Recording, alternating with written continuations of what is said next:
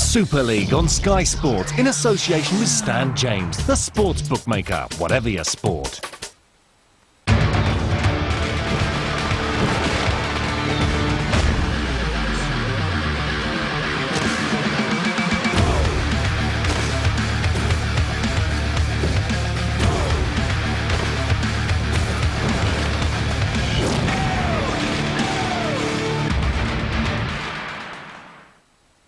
A couple of weeks ago, Harlequins were looking over their shoulders at the bottom of the table and the threat of possible relegation. But a victory here against Warrington would put them on the fringe of the playoffs. Warrington, for their part, they came into this match hoping to put the dismay of their defeat in the Challenge Cup to League One Hull Kingston Rovers firmly behind them. It was a boiling hot day in London, testing conditions for the players. Enjoy the game again now. This is the way the two teams lined up.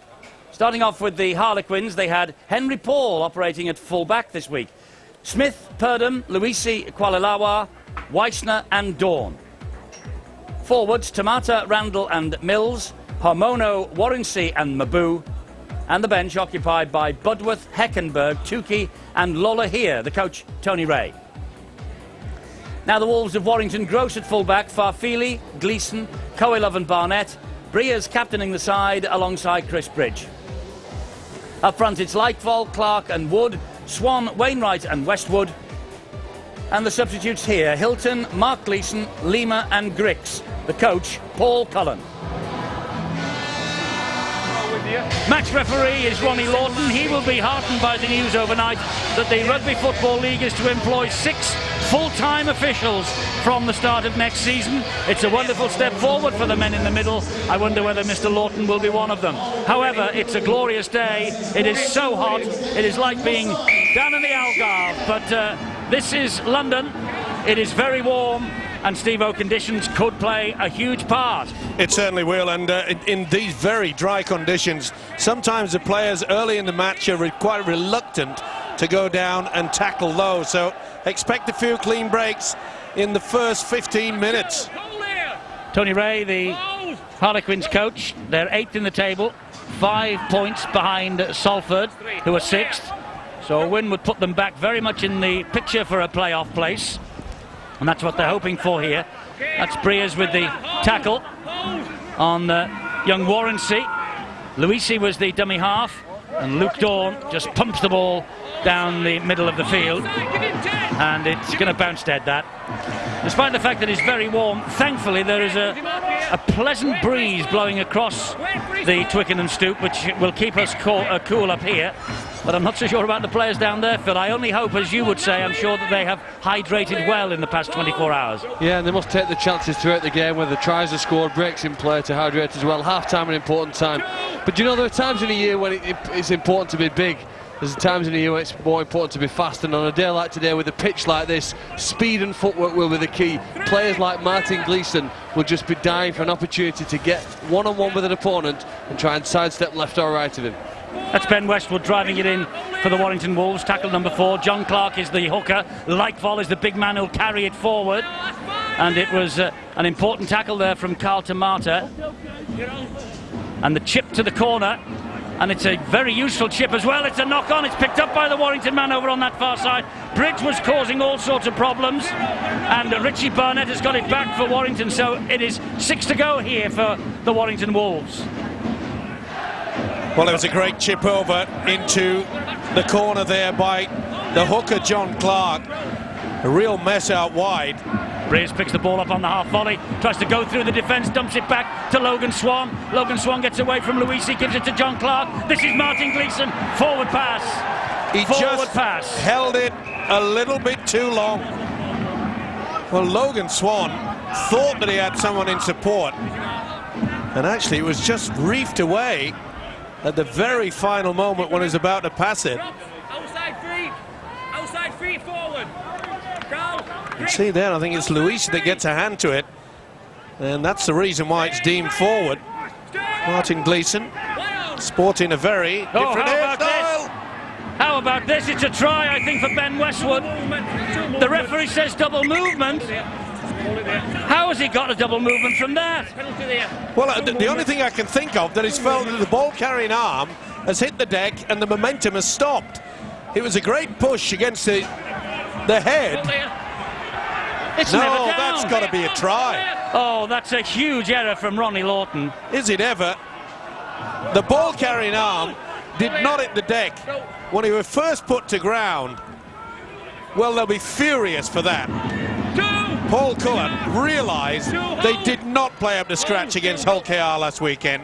They know that they've got a lot more work in the forwards to do, but that would have been a dream start. They've been robbed. You talk about working the forwards. That really would try should have been the result of the effort from those 6 players in that scrum, pushing hard, forcing the Harlequin side off the ball. A great play there, but unfortunately not seen by the official. Well, at very least, Mr. Lawton should have referred that to the video referee. Well, the players were screaming to him, looking at the official and making the square. Let's go to the screen.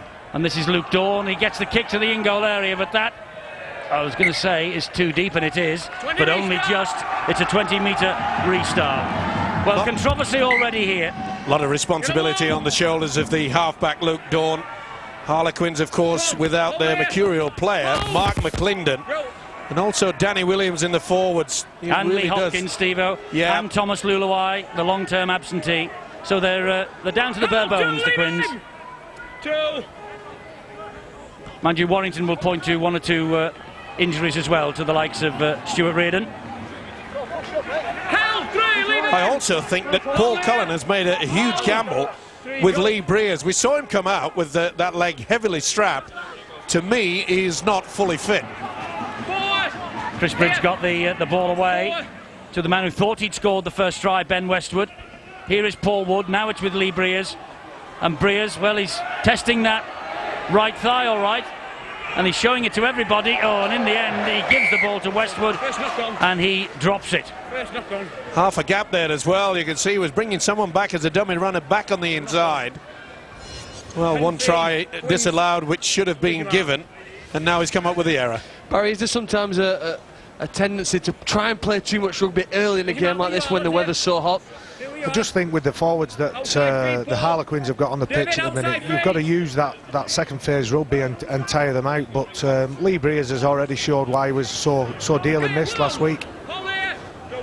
Barry McDermott with us here at the Harlequins ground today.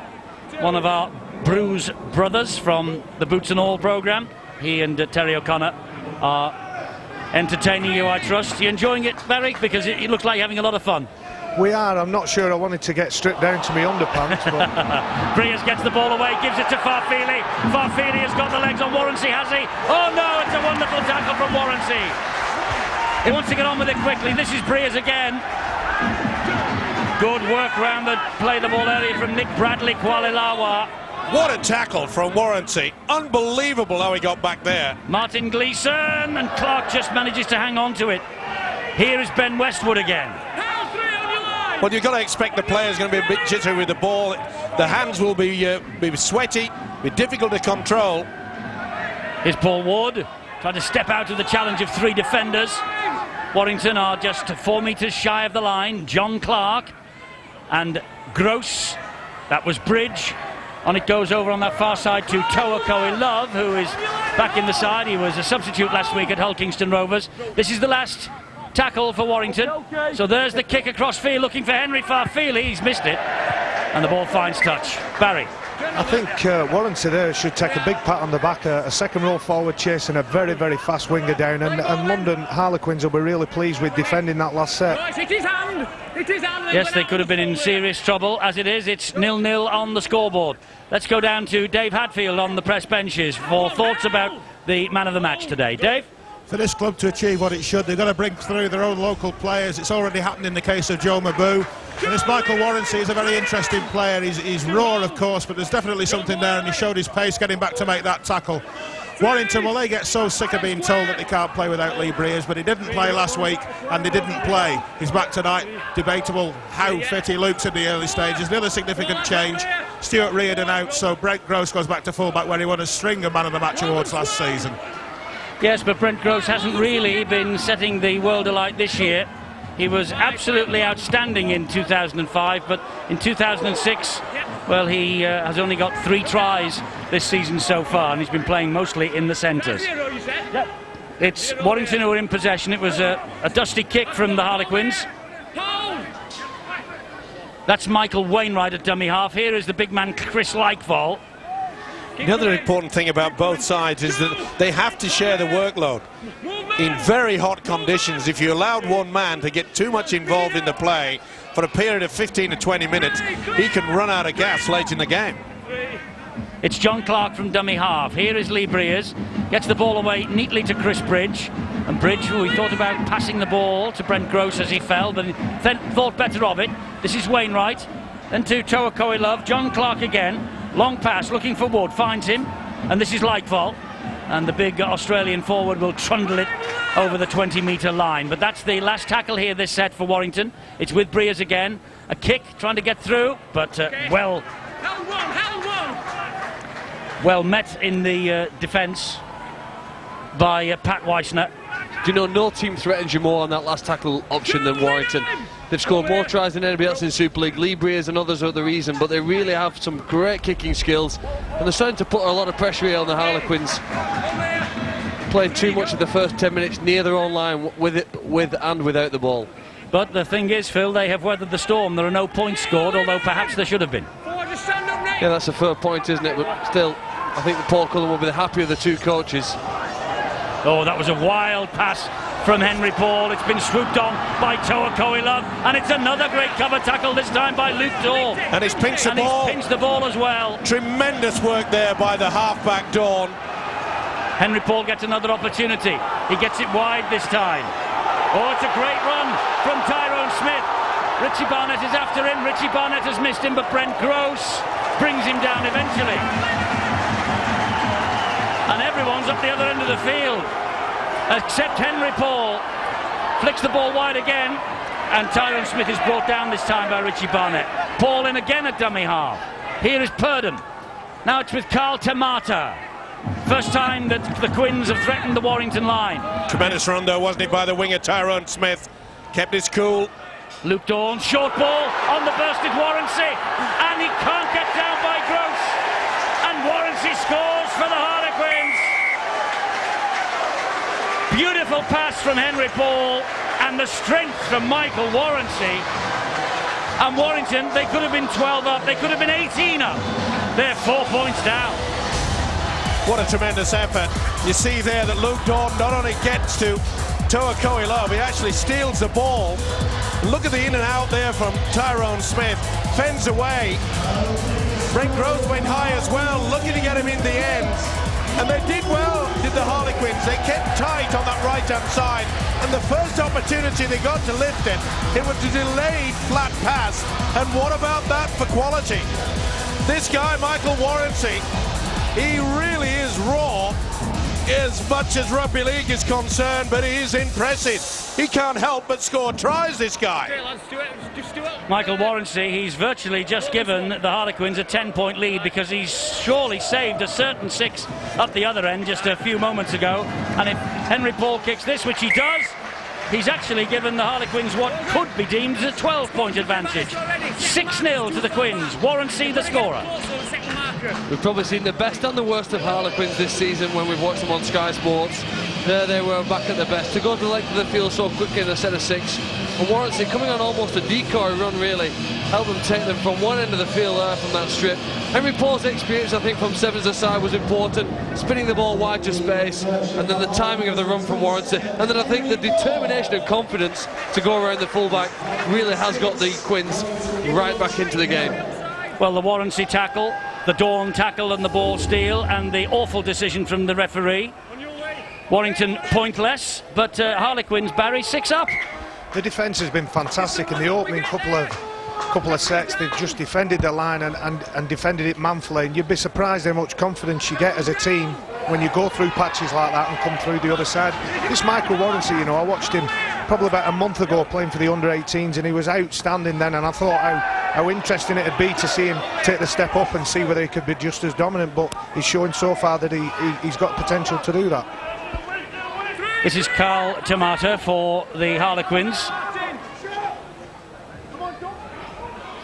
He's a Cook Islander, by the way, Carl Tamata, wearing number 8. Henry Paul is the dummy half. He gives it to Luke Dawn, and it's still, according to the referee, on the fourth tackle, which it is, because that just bounced off the Warrington man. But here comes another charging run from Purdham, and they've missed him again, and Purdham's over under the sticks. Purdham for Harlequins, underneath the post, and it gets worse and worse for Paul Cullen. Rob Purdham, a quality try, 150th appearance of his career, well known to Paul Cullen, of course, from his days with him at Whitehaven, and Rob Purdham has scored a magnificent try here for the Harlequins. All came about by the ricochet.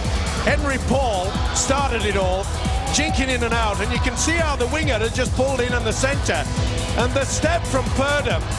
And talk about confidence, he never even wanted to look. He knew he could beat the fullback, Brent Gross.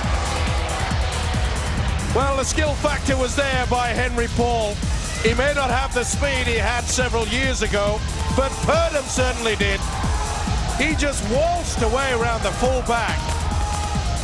Happy as larrikin, and rightly so. And Henry Paul, back kicking again. 7 goals before today, 1 from 1 here, so that's 8, and this will be 9 for the season since he's returned to rugby league from Gloucester.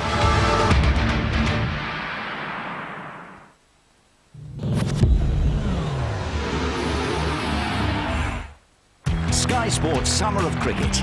England take on Sri Lanka in a series of one-day internationals. First on Thursday, a day-night 2020 challenge. Oh, spectacular! Then next Saturday, the first game of 5 in the NatWest series. That is amazing. Coverage in association with NatWest starts Thursday evening at 7, Sky Sports 1, also in HD. Follow England this summer, live, only on Sky Sports.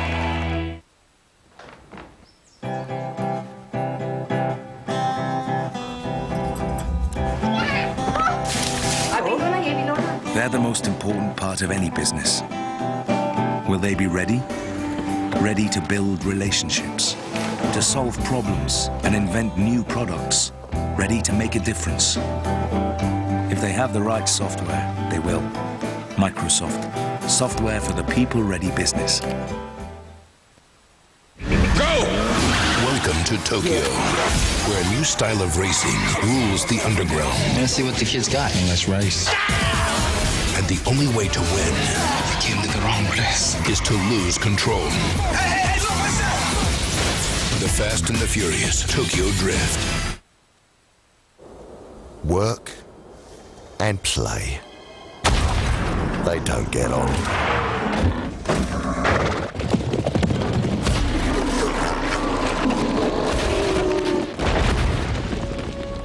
But if you had the tools to get more done on the move, there's really no reason why they shouldn't.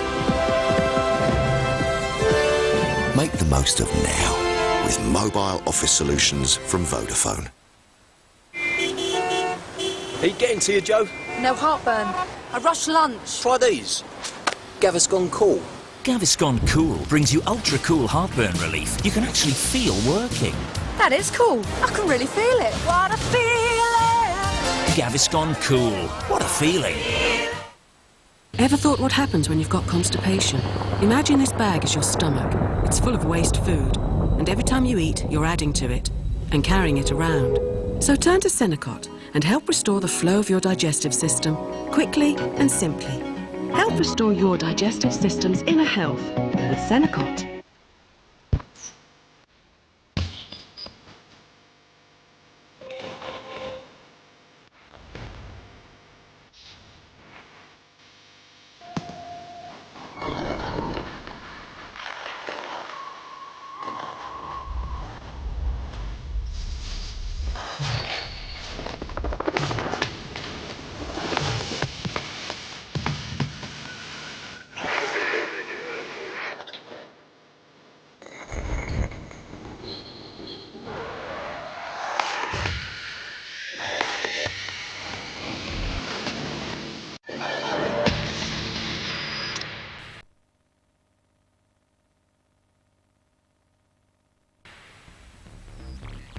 You are caught on camera over 300 times a day.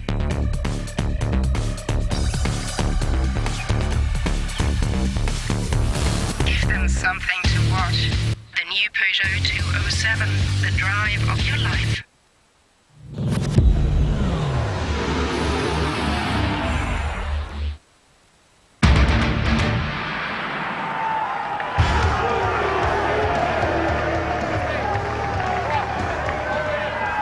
Tukey takes the tackle on the 40-metre line. The difference between the two sides in regards to attacking, Warrington quite happy to won 2, maybe 3, often 4 drives in the forwards, whereas Harlequins quite happy after 2 drives are spreading it wide very early in the tackle count. Did you see that stat though? Warrington have had 11 minutes in the opposition's half of the field in possession, and the Quins just 4 minutes. But look at the scoreboard. That tells its own story, doesn't it? Well, it does. You take your chances, and we have to keep relating back to that Westwood no try. It was a 4-pointer without any doubt, but you've got to take your opportunities. Harlequins have done that. They will see another little chip kick towards the touchline. On this occasion, Chad Randall. And I know the Harlequins coach Tony Ray is quite happy to kick deep in. Either it goes dead in goal or into touch. He's quite happy because he knows his defence is solid. Solid so far. Here's Toakoe Love. Now it's Richie Barnett. There is some space for Barnett. He's got his head back. If he can get round Randall, he could have got the try. Instead of that, it's a great try-saving tackle from Rob Purdom. And Mark Gleeson was very quickly up into dummy half. He had to be. Well, you say it was quick. In effect, it was slow. It should have been there quicker. This is Breers. Oh, great stuff. That's play on. It is play on. Martin Gleeson. Martin Gleeson tackled by Henry Paul. Mark Gleeson, the dummy half. Lee Breers flicks the ball back. And this is Paul Wood again. No, it isn't. It's Brent Gross. Beg pardon. 7 metres short of the line. Mark Gleeson. This is Paul Wood. Wood driving his legs forward. Again, 4 Harlequins jerseys are there to deny him a possible try. Again, they're going to have to revert to the kick on the last. It's Breers. Breers, they expected the kick, gets it back to Mark Gleeson, finds Brent Gross. There's the kick. And Luisi grounds the ball in the in-goal area. Another goal line dropout coming up.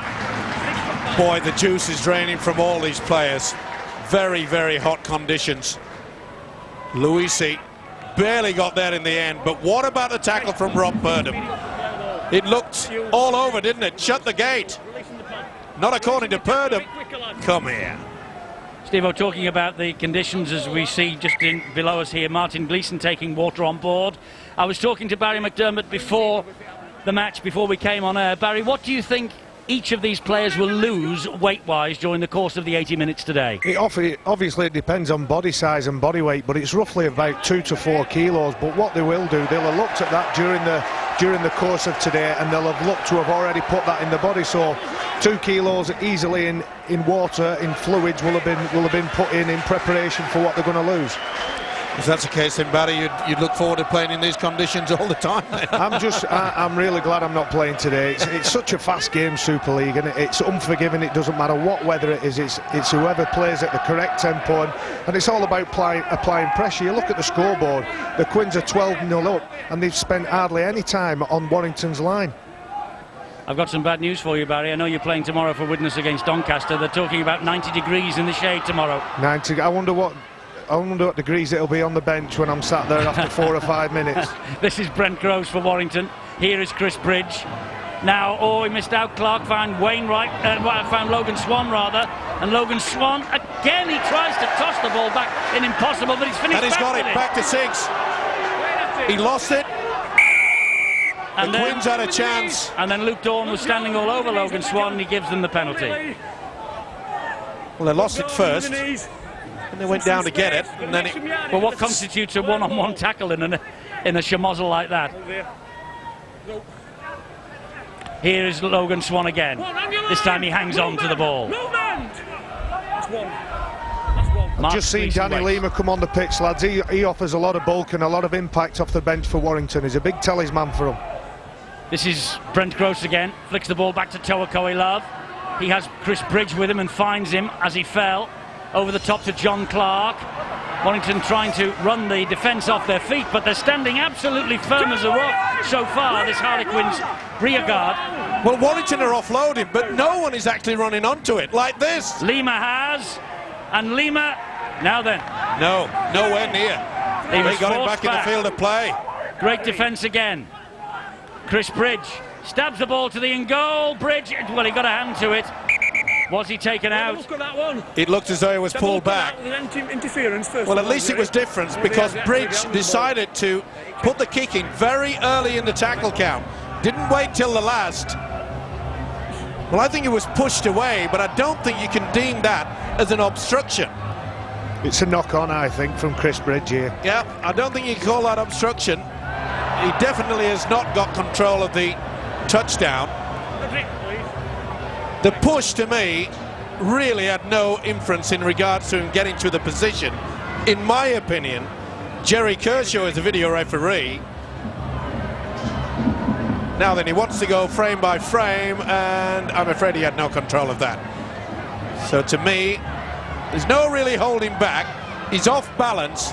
He wants to see whether he's got control. I don't think he has. No doubt he touches it and then loses it. No, that's no control. That'll be no try as far as I'm concerned. Phil, we've seen these given in the past, but I don't think we're going to see this one somehow. I agree with Steve-O. It shouldn't be a try. No try. 20-metre restart. Warrington over the line again, and correctly denied by Jerry Kershaw, the video referee. You're right though, Steve. I think that's what Warrington have got to come up with. We've seen already the Quins have just defended and defended and defended. Something against the grain, against the norm is what's going to get them the points. This is Neil Budworth for Harlequins. The worrying thing for Paul Cullen is the fact that he knows far too many of his forwards are going high and they're being pushed off. It's so easy. Harlequins, not many opportunities in the opposition half, but when they do, they're getting the ball away. Good hands again from Harlequins. It's with Henry Paul, who just dropped the shoulder, gave it to Mark Tukey. Tukey drags them further towards their own post, the Warrington defenders. The possession is overwhelmingly Warrington's, and yet the scoreboard is overwhelmingly Harlequins. That's the last tackle. Good hit there by Danny Lima. Now, Luke Dawn slides the kick along the deck looking for Bradley Kualelawa, and Henry Farfili just diffuses the situation. It's a lovely kick from Dawn. That's all you need. Apply that tourniquet, the pressure, squeeze them. And you can only do that with precision kicking. Good work from the winger Farfili, good position. He had to be there. Maybe I might be a big fat lazy prop, but can't Henry Farfili have a go at getting out of his end zone there instead of just running dead? Geez, you're cruel. Wingers stand on the edge of the pitch, they do nothing all game, and then when they're called upon something, I'm not being cruel on Henry Farfili, but I think we would have preferred him to have a go. Just the anti-wingers party in general. Correct. Left or right wing, it doesn't matter to you. Okay. Tukey. I can assure you, Eddie, that when you play in the front row, this is the one. Oh, I think you've been a bit harsh there, Barry. He had his back to the opposition. Oh, great hit. And it's... I'm sure your views about wingers weren't passed on to Leroy Rivette, Barry, when he got you those 4 tries at Wembley in the cup final. But if he gets 4 tries, then he can be all right. We talk about it all the time in the Front Rows Union. We bring it up on what actually wingers do except score tries. Luke Dawn, the ball went to ground from him, but it's picked up by Heckenberg. Now then, let's see if we can see the quality of the standoff Pat Weisner here. This is Budworth. Here is Weisner. Flicks the ball to Henry Paul. He's grounded, though, by the tackle from Lightfall. Last one for the Quins. Dawn looking for 6 more or maybe 4 points. And Tamata gets the ball away. Oops! It's flicked on. It's play on this. It's play on this. They're going to get 6 more. They're going to get 6 more. See, now he had a go at getting out. Yeah. He was running the wrong way, but he were having a go. He certainly was. He was halfway down to Richmond on here. And that was, you know, by Zeb Luisi. Knew that it was the last. No point of him going on and trying to gain possession. Just put a foot to it. They get the second set of 6.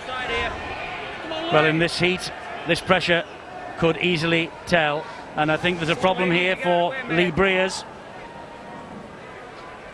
They didn't play him last week in the cup tie against Hull Kingston Rovers because they were very aware of the hamstring problem he has. Could he be taking a minute maybe before he kicks this kick out? I think that's an old head there for you. You think so? Nothing wrong with him? Well, I think he's come into this game carrying that injury, and that is quite evident. The way that players choose to play in the game, don't they? They determine whether they're fit or not. Not every player is always fully fit, so he must have made the decision to think, yeah, I can go out there and play today. That doesn't mean that it's the right decision, though, Phil. Another good run here from Philly Lola here. And Tamata to Dawn to Henry Paul. It's good basic rugby league football by Harlequins. Nothing too fancy, but at least when they are offloading, they've got players running onto the football. Only on that occasion, Purdom knocked the ball forward. Gross gets them over the point where the offence took place, so it's play on. And Lima. They need a clean break to Warrington. They need something just to lift their spirits. They're getting a bit sick and tired of this wonderful swarming defence. They've had 3, but Harlequins have had 6. Henry Farfili trying to go inside. Luisi. Kualalawa is there, though, to help out. Gleeson. And John Clark took a real clatter then from Lola here. 3. Don't step over him. 3. Don't step over him. Likevall. Mark Gleeson. Kick through the middle, turns Henry Paul around. Richie Barnett is after this, but Henry Paul with all the experience in the world, and that was pretty to watch. Toa Koilov who got him down. Pretty to watch, and there again they're having to do something different to Warrington. They were kicking there on the fourth tackle, well before the wingers had dropped back, but Henry Paul, good position yet again. Dawn, and wide it comes. Harlequins down to only 12. There's someone receiving treatment way back. Oh, got without the ball then, Kualalawa. It's a shame. There was a hole there. Here's a chance now, Eddie, for Warrington to just lift before half-time. They're going to get one good set, 6 tackles here. There's the mistake. Can't criticise them for trying to play rugby, the Quins. They move the ball around. It's worked for them so far this match. It's now giving the Wolves a chance, just a chance. Very good from scrums this year. You often talk about keeping the ball alive. I often wonder whether there's only a couple of minutes towards half-time. Surely you've got to go safety first, Barry. Well, they're not frightened to throw the long ball, London, that's for sure. It was second play, I think, there when they started to throw it. But here's Gleeson. Good tackle by Bradley Kualalawa. It was needed, and he came up with it. And Gleeson's hurt in that, as Logan Swan takes it on. This is Likevall up the middle. There's only one way. 2. Here we are. 2. Come on, Pat. Last minute of the first half, and 4 tackles remaining for Warrington. Gleeson gets the ball to Danny Lima. Great tackle, though, in defence. Gleeson again. Brent Gross, Toa Koilov, and shocking pass. An awful ball. You can't blame the winger there, Richie Barnett. That was a shocker from his centre partner. Often you can throw it without looking, but you've got to make sure it's at least level. Start to worry, don't you, from a Warrington point of view? Is it one of those days they have a try disallowed that probably should have been given? Missed chances on the left. Purdom came back, saved a tackle. A lot of factors building up against them today. I think Paul Cullen realises that as well. His face is like thunder as he makes his way from the back of the stand here down to greet his players in the dressing room. I know he was anything but pleased with the performance. Never mind the result. The performance last week against Hull Kingston Rovers. That will be the last tackle of this first half, and a half that Warrington have dominated almost from start to finish, but it's Henry Paul and company who have come up with the goods in terms of scoring the tries.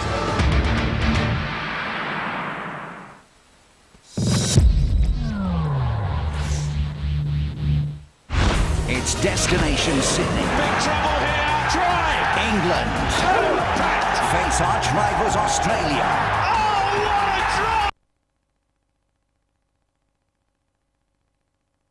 First test sponsored by Guinness tomorrow morning, 10:30, Sky Sports 1. Only in one. These days, you don't have to be posh to join a posh golf club. Morning. Hi.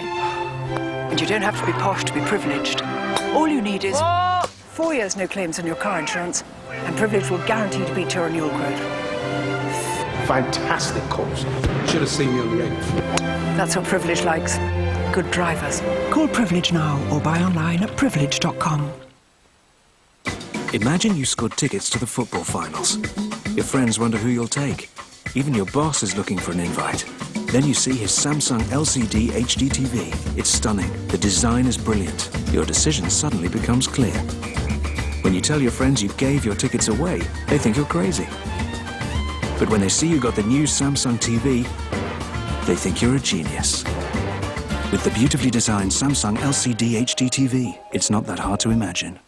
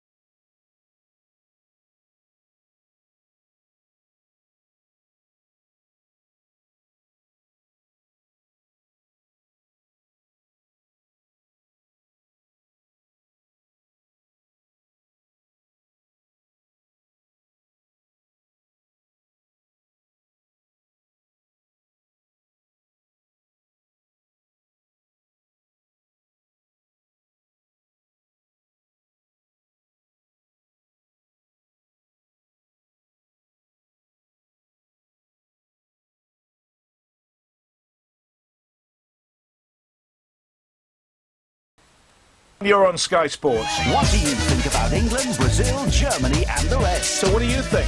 Have your say. Make that call now.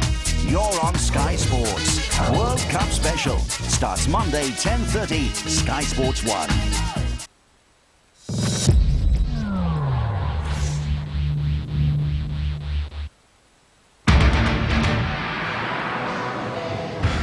This is a glorious day, and the Harlequins are ahead by 12 points to 0 against the Warrington Wolves.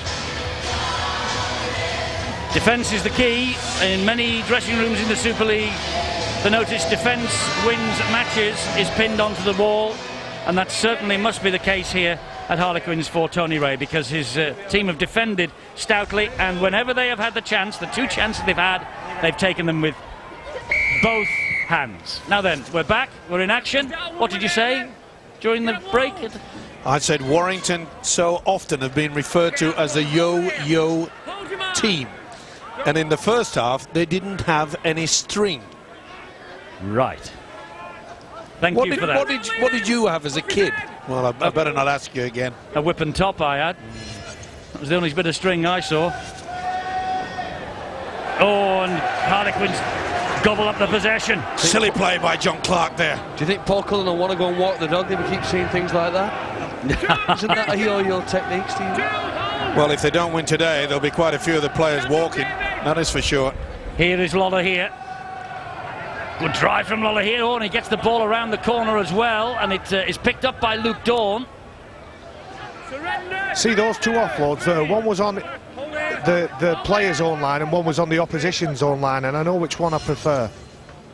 Henry Paul, and he finds Weissner, and here is Solomon Harmono, and Toakoi Love had to be brave then to hang on to his ankles as he went down. Here's Weissner again, tries to get round Mike Wainwright. That's the last tackle. And Budworth back to Henry Paul. The kick to the in-goal area is dangerous, and Gross, well, he gets out of the in-goal area. Neat little kick yet again from the fullback. Henry Paul is becoming extremely influential at the start of this game, and that's a knock-on. Martin Gleeson with the knock-on underneath his own sticks. Down to Bill. I wonder what was said in half-time. Bill, by the coaches. Dare you repeat what Paul Cullen said? Well, I'm not sure I could repeat what Paul Cullen said, but it was fairly emphatic in that Warrington dressing room that he wants somebody to take control out there, more direction about their play, overwhelming their advantage in possession terms, but nothing to show for it. And the main cause for concern is that they're not taking control of things.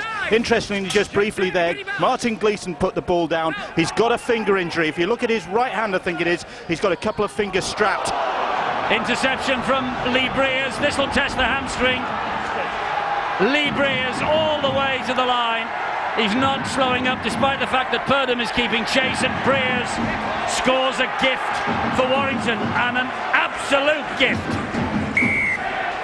It was gift wrapped to Lee Breers.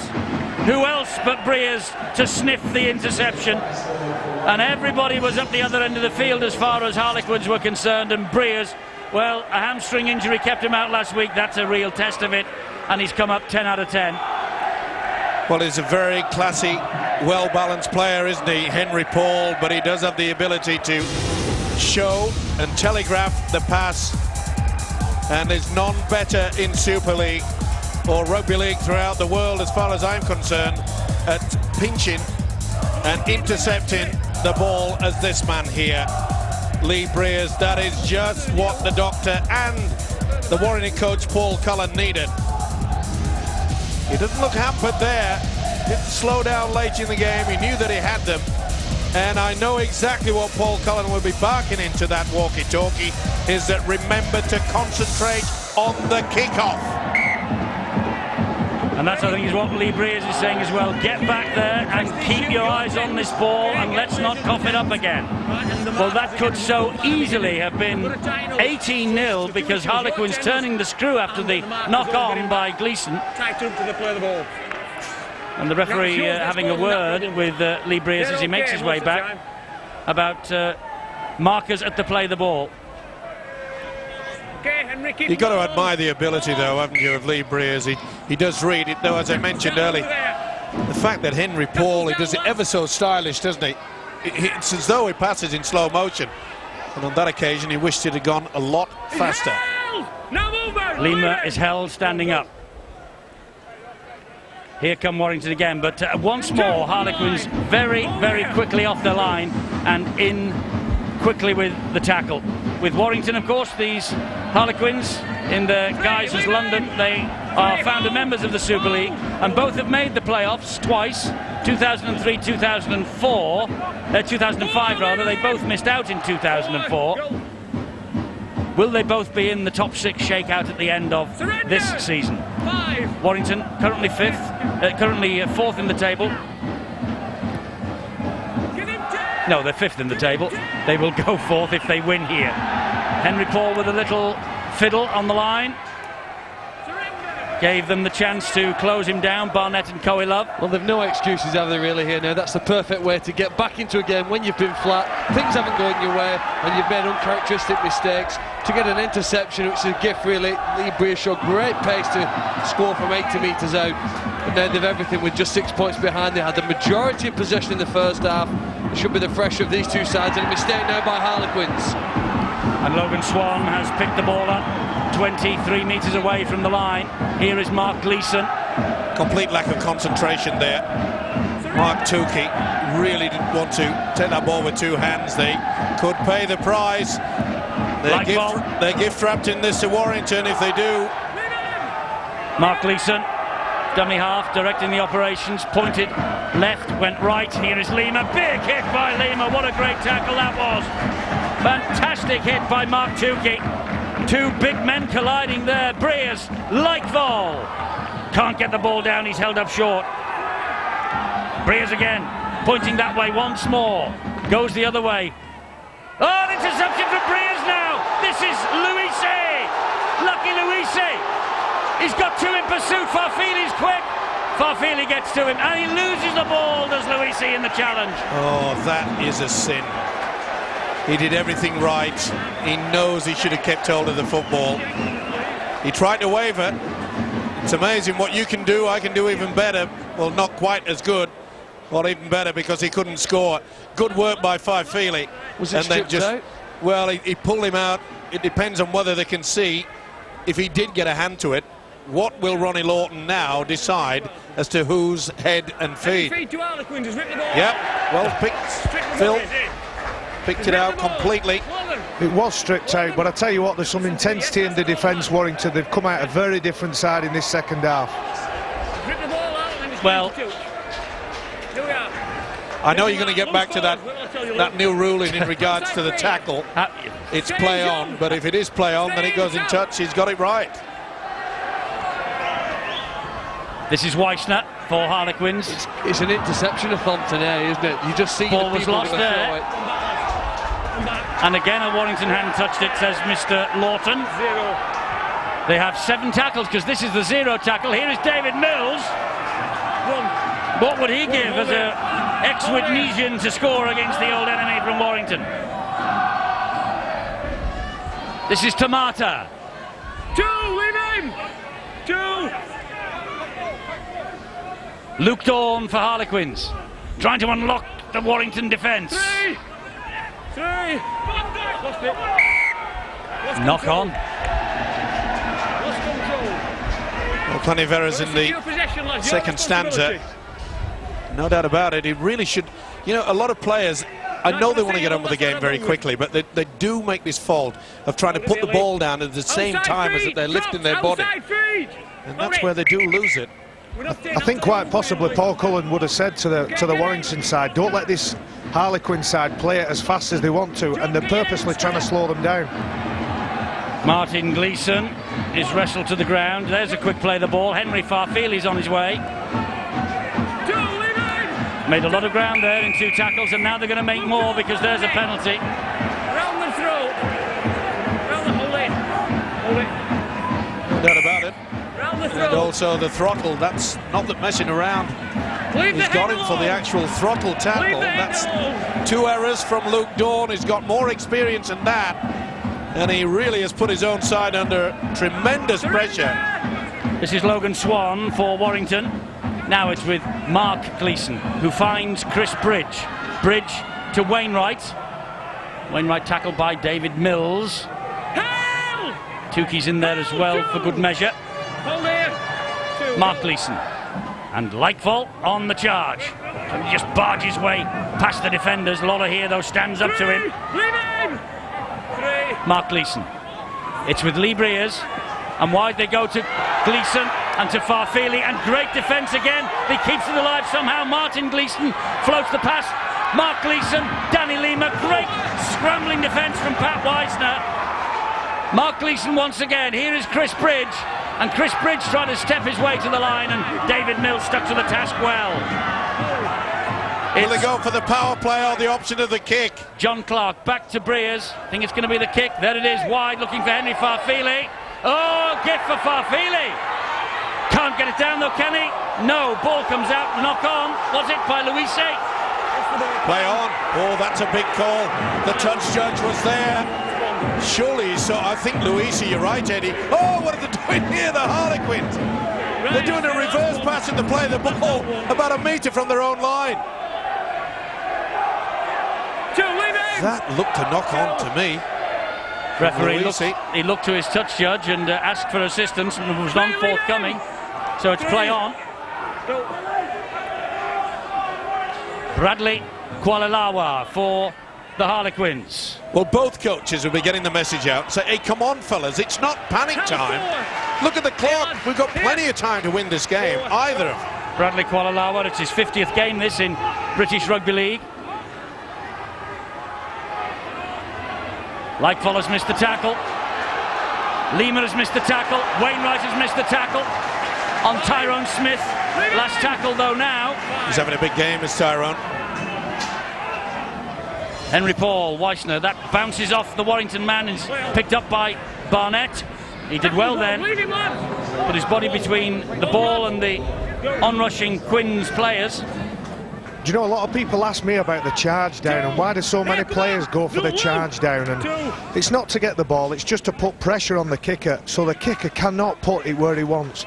In other words, the fullback or the winger, whoever's going to catch the ball, is in the right position at the right time. It's not specifically to get the ball. Wainwright hits the deck 40 metres from his own line on tackle number 4. Mark Gleeson. Chris Bridge. That's great tackling. Wonderful tackling from Solomon Homono. Back it comes to Lee Breers now. He was inside the 40, but he noticed that the winger over on the far side had funneled back. Henry Paul allows the ball to bounce, but there was no pressure on him. Okay, this side, lads, hold here. A little bit of a too-deep kick from Lee Breers there. And as you can see, that there's no chance for his players to apply any pressure to the fullback Paul, who did the right thing as well. He didn't want to face into the sun. Carl Tamata. 3. Dawn. Pass goes wide. Bradley Kwalilawa again. The Quins seem to be getting more of their quick men around that ruck area and going down the middle, making more metres in their set than the Wolves have just done. Tukey, back it comes to Henry Paul. Here is Pat Weissner, and Pat Weissner steps inside Toa Koilov. Paul Wood was there, and a good job he was too. It's the last tackle here for Harlequins, and Henry Paul once again with a lovely little kick down the line, but it's just a bit too strong, and Barnett allows it to run over the line. The one thing about it, it puts them in a pressure position, and the field down in their own quarter, they know they are really going to be harassed by this Harlequins defence, who, as you've already mentioned throughout this game, and it's probably the best performance I've seen since.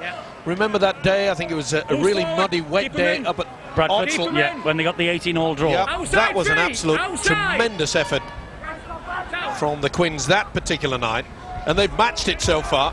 They also got a good win away at the KC Stadium against Hull. I think it was 10 points to 6 again. The defence that day, magnificent.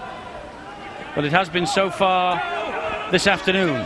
Don't forget that State of Origin this coming Wednesday. All the times there at the top of your screen. And the Boots and All special, of course, on Sky Sports 2, that brings you all the highlights of the weekend of Super League also. And then we have Bradford Saints for you next Friday, 8 o'clock, Sky Sports 1.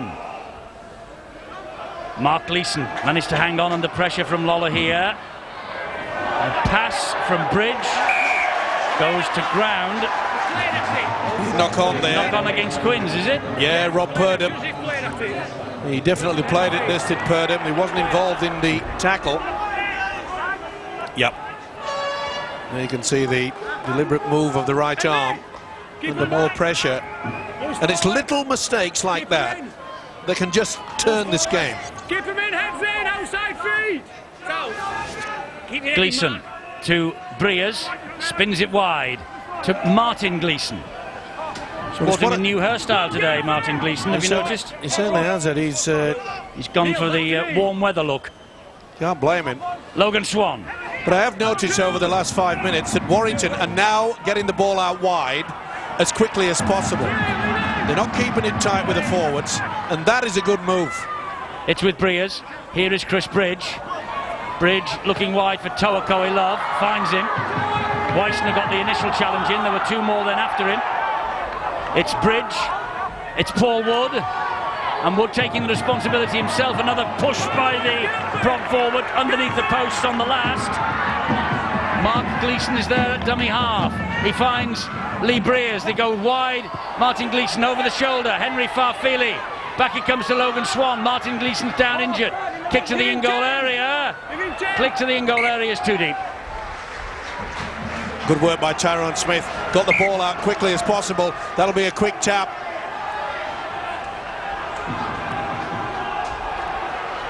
Another missed tackle. And we'll see plenty more of that from both sides because, as I said earlier, the gas is quickly diminishing. And I know the scoreboard's 12-6, but it's almost as if these two teams are neck and neck in a race. One's just trying to run that bit harder to get in front of the other, knowing that the next score will probably be decisive. Here's David Mills. That's a good run from him. Mark Gleeson stuck to the task, and with Westwood, he's brought down 30 metres from the Warrington line. Henry Paul Solomon Harmono. Good tackle by Chris Lightfall. David, get a foot to it. 5. Henry Paul, and a mistake by Chad Randall. David, get a foot to the ball. Well, I wonder what thoughts go through coaches' minds when, after all the hard work of getting your team to the other end of the field, you see this happen. Well, why we have that to happen, that we put the hooker, who should be in the half-back role, and the man receiving it, which should be Henry Paul, was put himself in the half-back role. You know, these coaches baffle me by just changing positions time and time again. If you've got a number on your back, play to that position. That's the modern game though, Steve, or you've got to be interchangeable. I played with Pat Wisner at Ireland. He told me he's an out-and-out 9, but because of his defensive capabilities, he gets put in the half-back role, and I think today that's give Henry Paul the freedom and the energy levels to be so effective when in attack.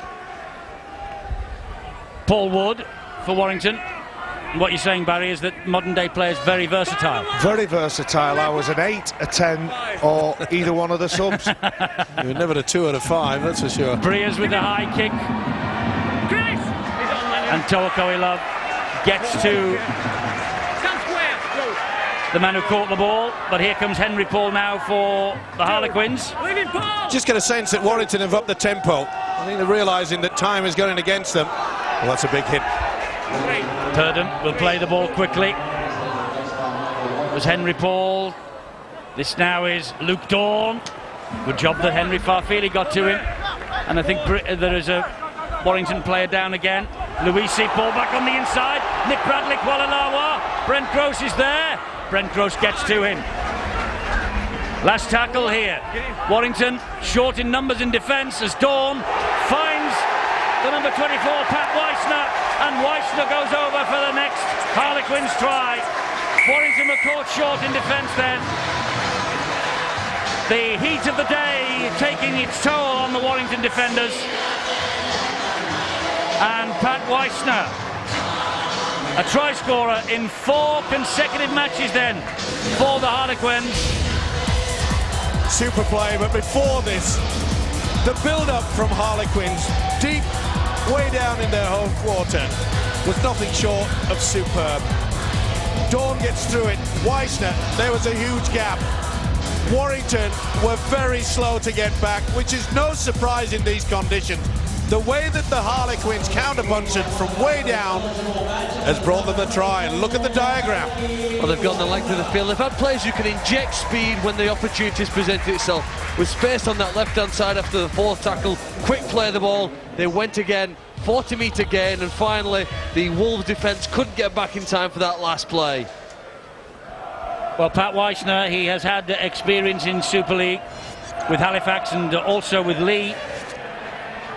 He was there in 2003, all right, not in the Super League, but he is well known in this country, as is Henry Paul, who has just kicked Harlequins back into a 12-point lead again. Well, we saw on many occasions in the quarter-final how they put a lot of pressure on the Warrington right-hand side, and didn't they do well here? Look at the forwards coming back. It's a sad day for these Warrington fans who've come all the way down to the capital city. They're enjoying the sunshine, but I'm not so sure about the scoreboard. They've gone for a short one and got it and knocked on. Barnett knocks the ball on.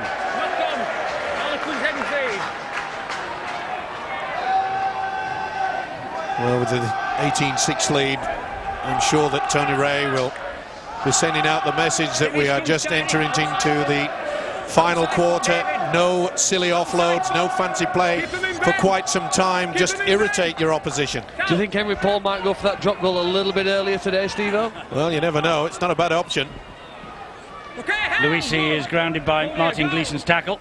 There's Henry Paul again. I think he's really enjoyed the responsibility that's been put on his shoulders, Henry Paul. I know he's not the captain out there, but he's certainly leading the way.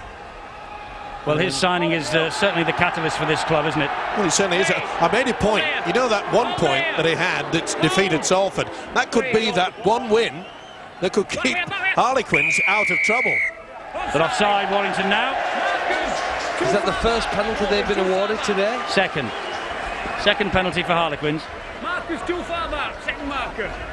Now that's an unusual call. He has given the penalty for the second marker being too far back. Come on, lads, we've talked about that one. You don't see that too often. Tighter. Get them low. Here comes David Mills for Harlequins. This is a big set of 6 for them and a big set for Warrington. There you see it. Over here for one. Well, I think he's been a bit pedantic there. Go. Yeah. Do you think he read that page of the manual last night in his hotel room? This is Budworth. I think they do that all the time. 2, now leave him! 2, leave him! 2, go. 2. Here is Luke Dawn. Almost through. Important tackle that by Mark Gleeson. 3 to go though. Harlequins about 5 metres short of the line. And it's Rob Purdom. Neat little crisscross move there. You don't often see that either. Purdom came very late on the angle. Randall to Henry Paul. It's a walk-in for Henry Paul. First try for Henry Paul back in Super League. And it could really have driven a nail into Warrington's hopes. Henry Paul with the try. Talking about him a moment ago as him being the catalyst for this club, and this is a great try. That's Henry Paul of old. Without a doubt. What a dummy. And it's an amazing thing. If his brother, Robbie Paul, produces the goods, and he certainly did that for Huddersfield last week, you can guarantee that his brother would have been on the phone and said, try to beat that. That was sensational. Well, the short kick-off never came off for the Wolves. That second penalty they received gave them the field position. And then there are very few players can do what Henry Paul has just done. Richard Orn at Hull is one. They make it look so simple. Just this little bit of a gap, press of the accelerator, and they can cruise over. Henry Paul now to add the extras to his 4, which he does with consummate ease. 4 from 4 for Henry, and 24-6 for the Harlequins.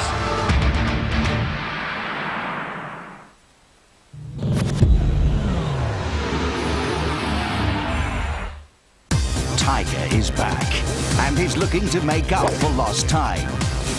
But Mickelson is aiming for a 3rd major in a row as they join the world's top golfers at Winged Foot, New York for the 106th US Open. It's 36 years since any European has won.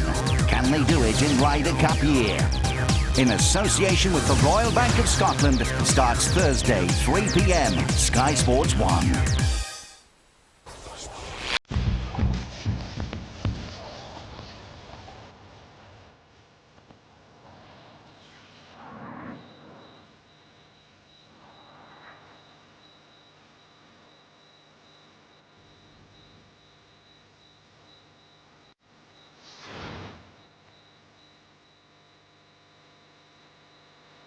Unleashed, the new breed Saab 9.5.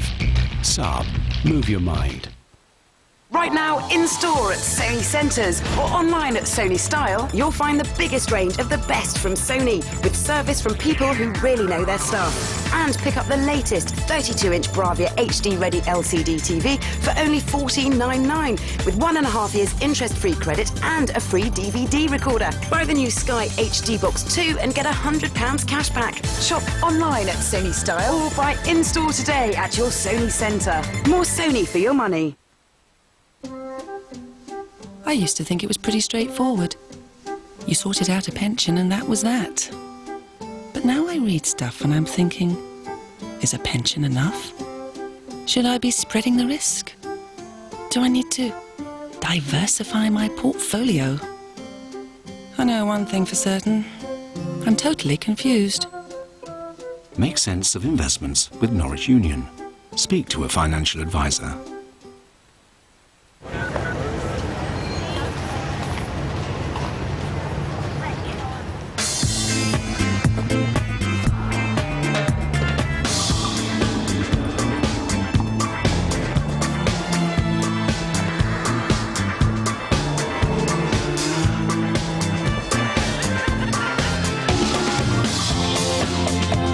Find what you're after. Browse the entire internet with Web & Walk from T-Mobile. Get the new Sony Ericsson W810i Walkman phone from your nearest T-Mobile retailer.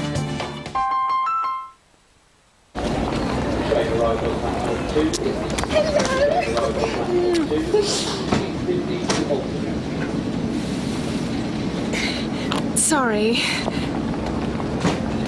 I thought it was you.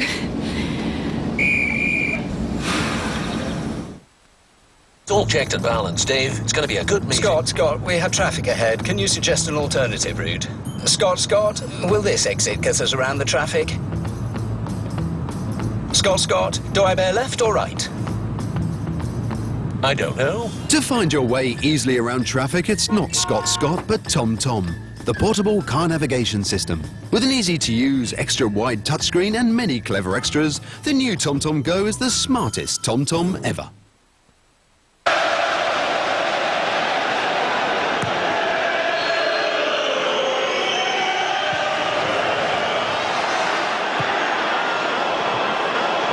Lovely cushion header. But Gerrard! You beauty!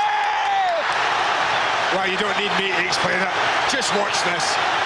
Let the pictures tell you everything. This is special.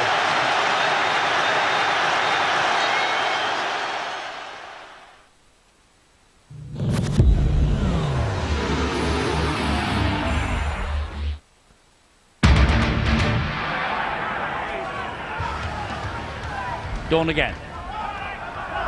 That's a big hit by Logan Swan. Clubs often talk about when they bring in a star player, and obviously it would have cost a fair amount of money, about repaying the club back. We mentioned that drop goal at Salford, the one-pointer that made the win there, and there's little doubt in my mind that Henry Paul has been the most influential player on the field today. Ronnie Lawton has just penalised at Warrington for stealing the ball in the tackle, messing around and interference. That's another harsh one, I think, that. What are you doing? Well, his foot was all over the ball, Barry. He did lift the ball and... Haven't we got the rule that the guy with the ball is in charge of the ball and has to secure it as much as he can? Well, I think you're right, but there's one way to get off a man playing the ball, and that's to one side. It says roll away. He didn't roll away, he walked all over him.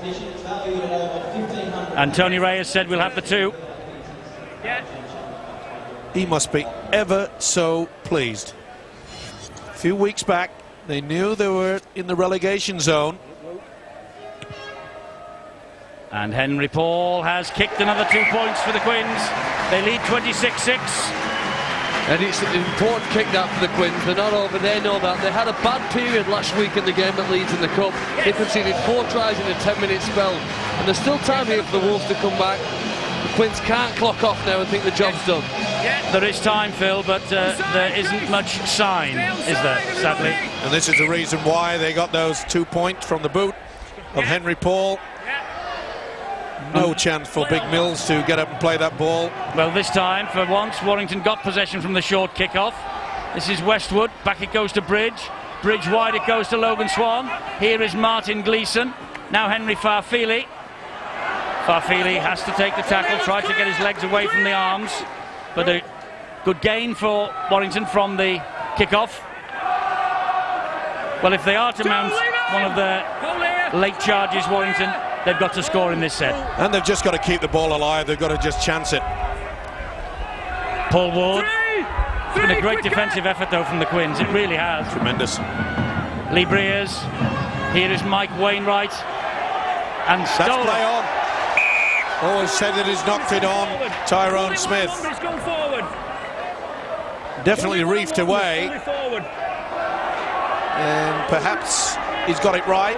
Yes, he has, definitely. Even though he was facing his own posts, the ball moved forward. Well, a golden opportunity, and perhaps one that the Wolves have to take. They've got to come up with something different. Westwood finds Lee Breers, who finds Toa Love. There's no venom, though, when Warrington get the ball, is there? Well, the thing is, when you come in and take the step, you've got to have someone there to put the defence in confusion mode, and they're not doing it. Here's another penalty now for Warrington. Hand in the face. Mark Gleeson. Paul Wood. Again, surrounded by the quadrant jerseys of the Harlequins. Mark Gleeson once more. On the charge, it's Logan Swan. Two, clear loose.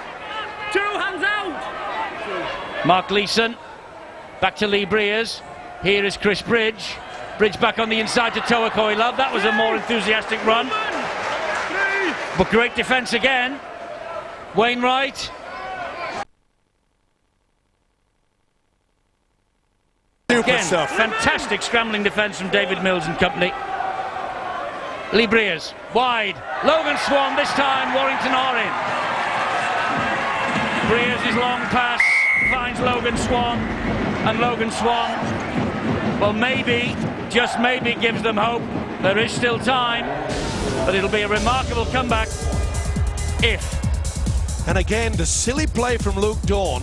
That has been about the third time that Dawn has given away a penalty, needless one. All he's doing is just ruffling the face, and that is a penalty.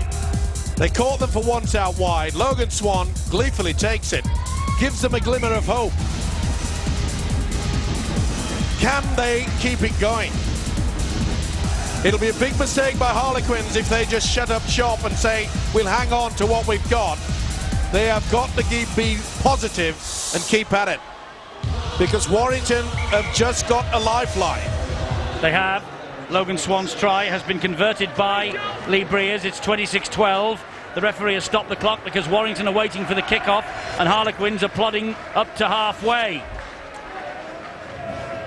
And is that a sign of fatigue amongst the Quins? Stay on side. Which side are you in, Henry? I think both sides are suffering from it, and I think it's a matter of using your experience, do the substitutions, be whilst you're coming back for the kick-off, give your side a little bit, a few more seconds to just get themselves sorted out physically.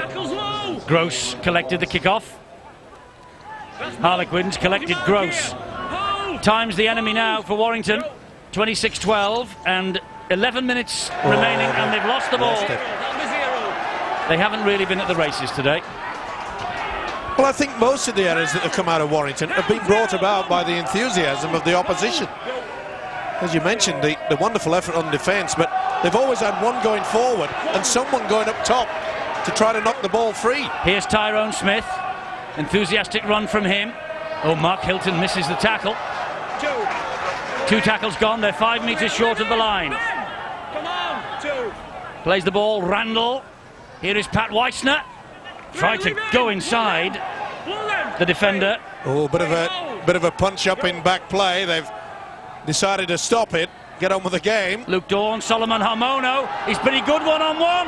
He's got the try. He has got the try, Harmono, that will win this match for the Quins now. See, we've got him grounded on the line or not?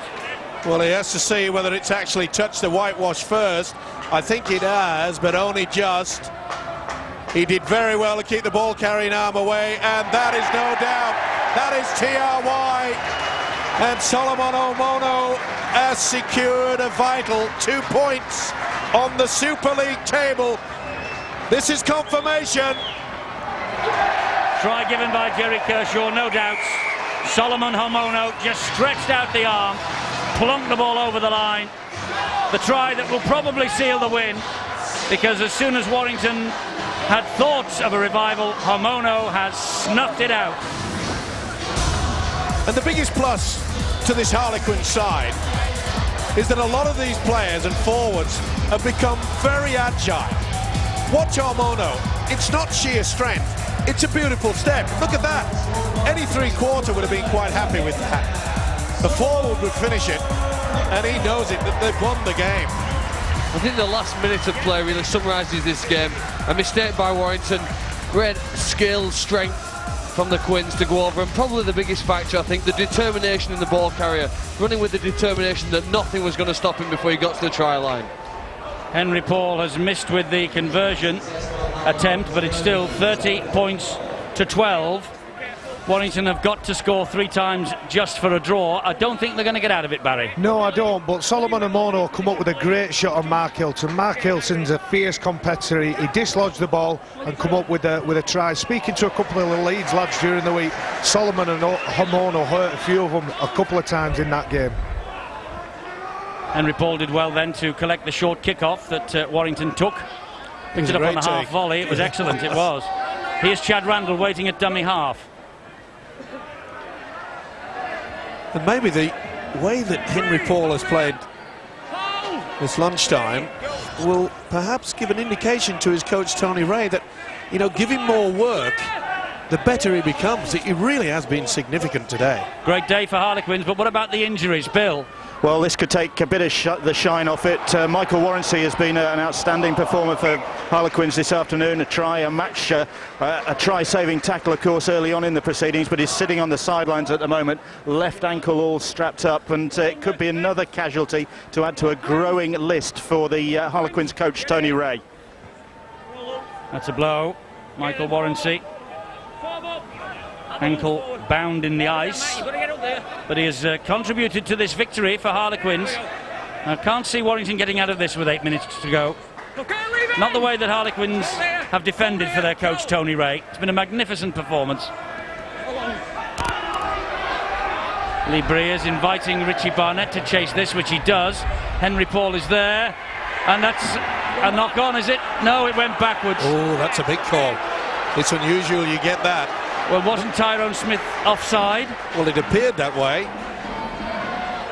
He said it went backwards and then somehow juggled forward. Either way, the Quins won't worry about it. That's a knock on or offside. Take your pick. It was negative momentum, Eddie. The player was going backwards and the ball went backwards. And Tyrone Smith came from in front of the ball and picked it up. I don't think Paul Cullen will be smiling. I think it is irrelevant in terms of the result. Yeah, for a second week his team haven't deserved to win. No, they haven't. And that came off the head, I think, of Logan Swan.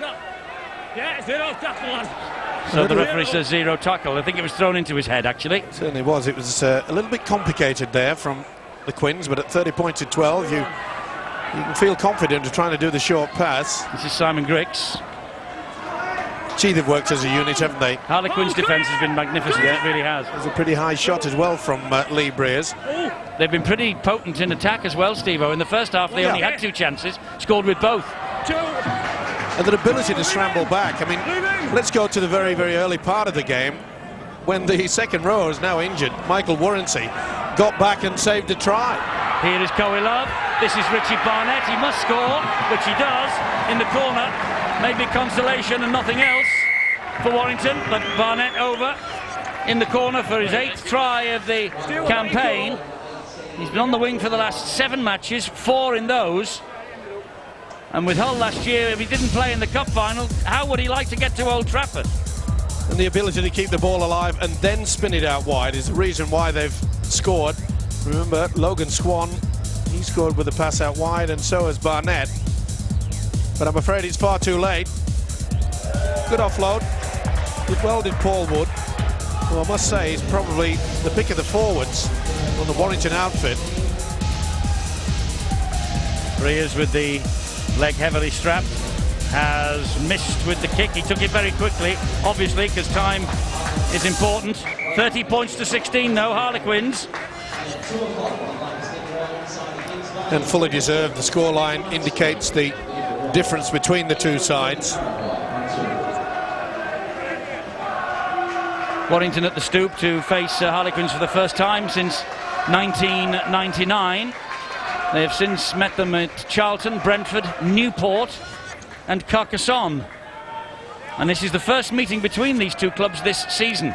Even though some sides have played each other 3 times, this is the first time that Harlequins and Warrington have met this year. Brent Gross, Henry Farfili. I think more importantly as well, as far as the Harlequin club is concerned, is that this is by far their best performance that they've played at home. Indeed so. Their 3rd win at home. Shall we find out who is the man of the match? It's bound to be a Harlequins player. Take your pick, Dave Hadfield. Well, it's been a fantastic performance from Harlequins individually and collectively. A lot of players have caught the eye. Michael Warrington did some great stuff early on. Henry Paul, apart from one pass that was intercepted. Performance of great composure at fullback. Tyrone Smith, he's been good. Solomon Omono, we've liked the look of him as well. But the man we think has done more than anybody to bring this win about has been Rob Purdham. Great in attack, great in defence. Wonderful try-saving tackle, fantastic try. Just the highlights of a terrific all-round performance from Purdham. So Rob Purdham gets the Gillette Sports Pack as man of the match here on this glorious day in June, and it's a glorious win for the Harlequins. Last tackle, Lee Breers, little dab over the top of Tukey. Took him out, did he? The referee says he did. Looking with your shoulder. Tukey certainly moved, and Henry Paul could very well have found himself in the sin bin there. Henry Paul deliberately kicking the ball away. No doubt about it. You can see the left elbow raise.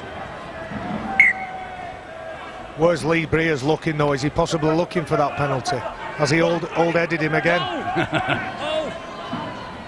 Come on, just play. Logan Swan will play the ball to Mark Gleeson.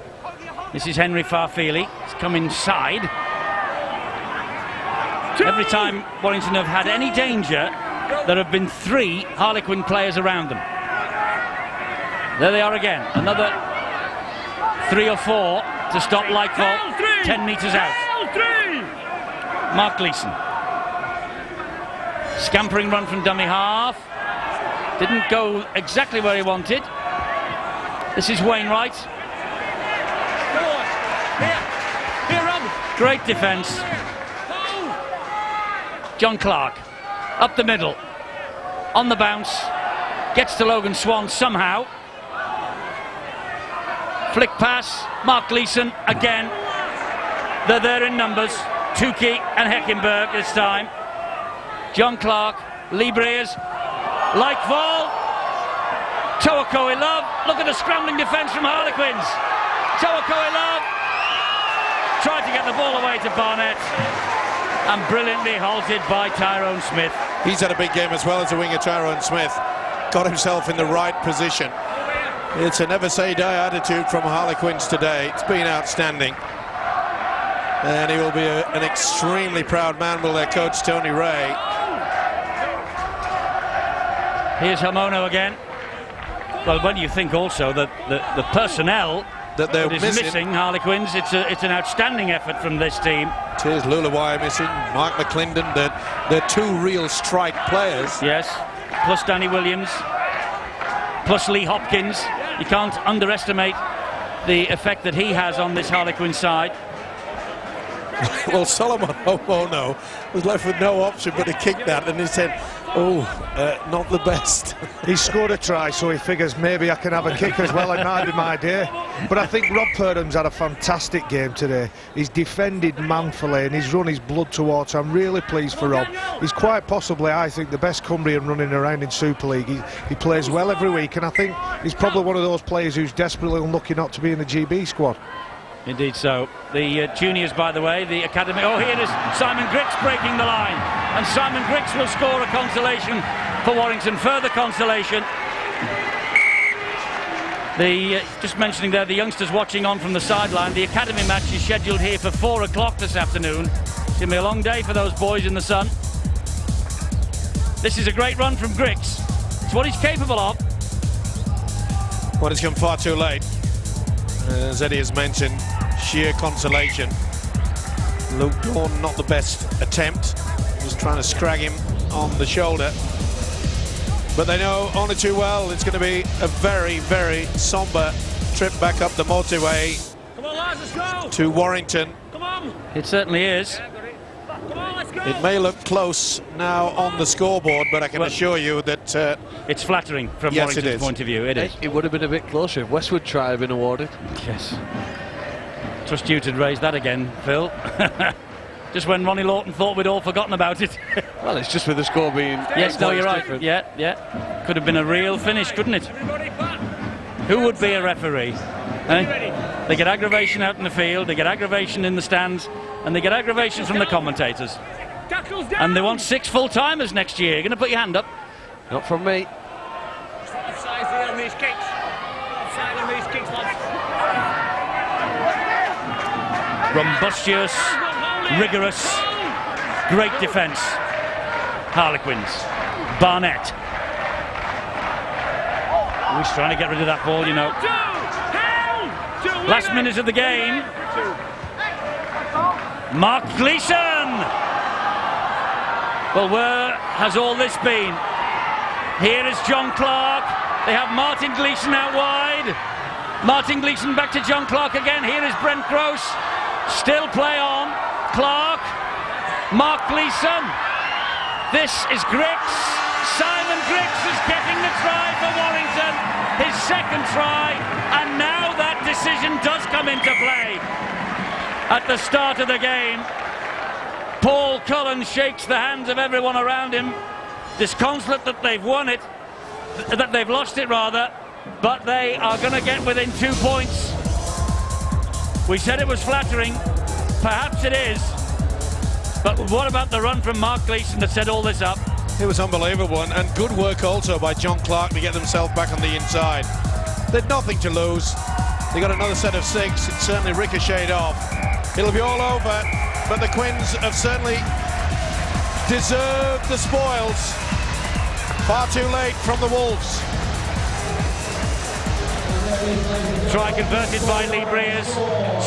3 tries in the last 6 minutes of the match from Warrington to give the score a great deal of respectability. Well, I bet the players lost some weight here in the heat in London. Harlequins 30, Warrington 28 it ended. 3 tries from Warrington in the last 6 minutes though, when, to be fair, Harlequins probably thought that by then they had the game won. Harlequins then, they moved to 7th in the table.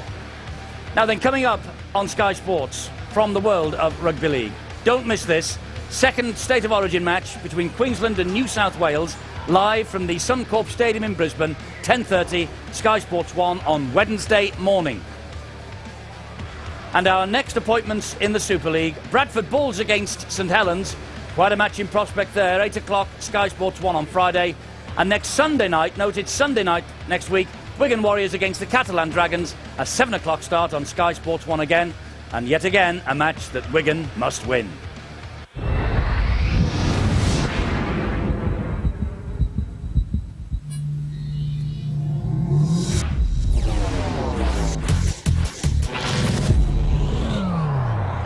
The Super League on Sky Sports in association with Stan James, the sports bookmaker, whatever your sport. You're on Sky Sports. What do you think about England, Brazil, Germany and the rest? So what do you think? Have your say. Make that call now. You're on Sky Sports. World Cup Special. Starts Monday, 10:30, Sky Sports 1. Close your eyes. Listen to your heart. And think. Come on. Do yourself a favor. And think big. All this from 7594. New Grande printer. Open your eyes. Work and play. They don't get on.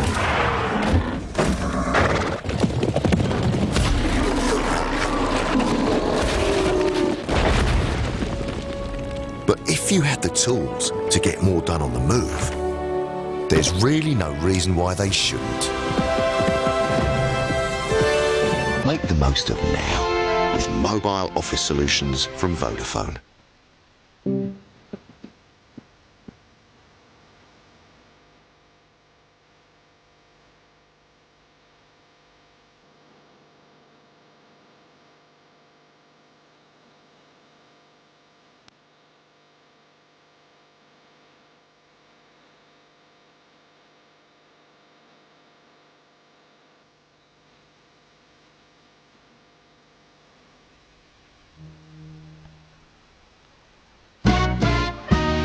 Now, here's a story about a mortgage advisor. She'll sit you down and now she'll surprise you with what she tells you in your mortgage review. You won't believe your ears, but let me tell you it's true. Yes, she'll try to save you more. Yes, she'll try to save us more. When you step through her front door. Customers who have switched and saved are on average £79 a month better off with a Halifax mortgage. Over the moon, sick as a parrot, or heart in your mouth when the final whistle's blown. However you feel when the football's finished, match it with a movie. A choice of 3 films at 10. Comedy, horror, or action. It's time to pick a side. It's the textbook. Movie Hat Trick. Every match night at 10 on Sky Movies.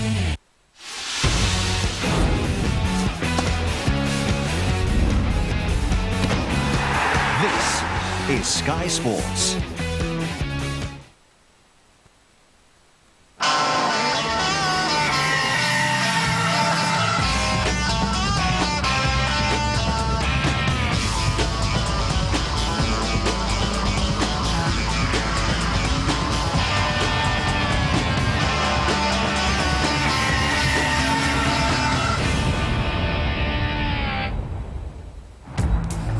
Welcome to the second round of the Rallycross Super Series from Lidden Hill here in Kent. After the blizzard for round one at Croft in March, May promises a mixture of sun and showers, just to keep everyone guessing. And for many of the drivers this weekend, Lidden is a special place. Lidden is one of the best circuits to drive. Why? This was the basis of Rallycross when it first started. It all started off at Lidden. The tricky bit is as you come off the loose, back onto the tarmac, there's quite a big jump there, and you can easily spear it off into the barrier the outside. You've got a little bit of soft and some sort of quite heavy puddles out there at times, and then you've got good tarmac as well. So you've got to get the car sort of best way set for both conditions, and that means probably not the best setting for tarmac and not the best setting for the rough, but a good setting for both. I don't tend to follow the racing line. That's what everybody else does, and I will take a different route. So that's the reason you're a champion? Possibly. At the end of the day, the whole thing is to get into the finals. So at the end of the day, drive conservatively but quick, always with an eye on the clock and try and put in a quick time. Well, now let's take a look at the Lidden circuit through the eyes of the Jamie Bird Renault off the conventional starting grid here at Lidden Hill. A fairly short run down the Canterbury Straight. Then we hit the first loose section, named after Bill Chesson. This is Chesson's Drift, named after the man who launched this track some almost 40 years ago. Keep a nice tight line around this long, fast right-hand corner. That brings you back onto the tarmac, onto the Dover slope.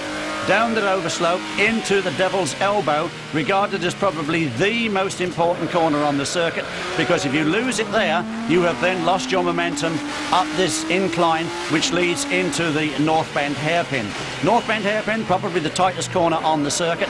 That leads onto the descent of the hill, known quite appropriately as Hairy Hill. It is pretty hairy, and probably the fastest part on the track at hitting about 100 miles an hour as you come down. Then you throw the car onto the loose surface once again. A loose section that runs alongside parallel with the starting grid.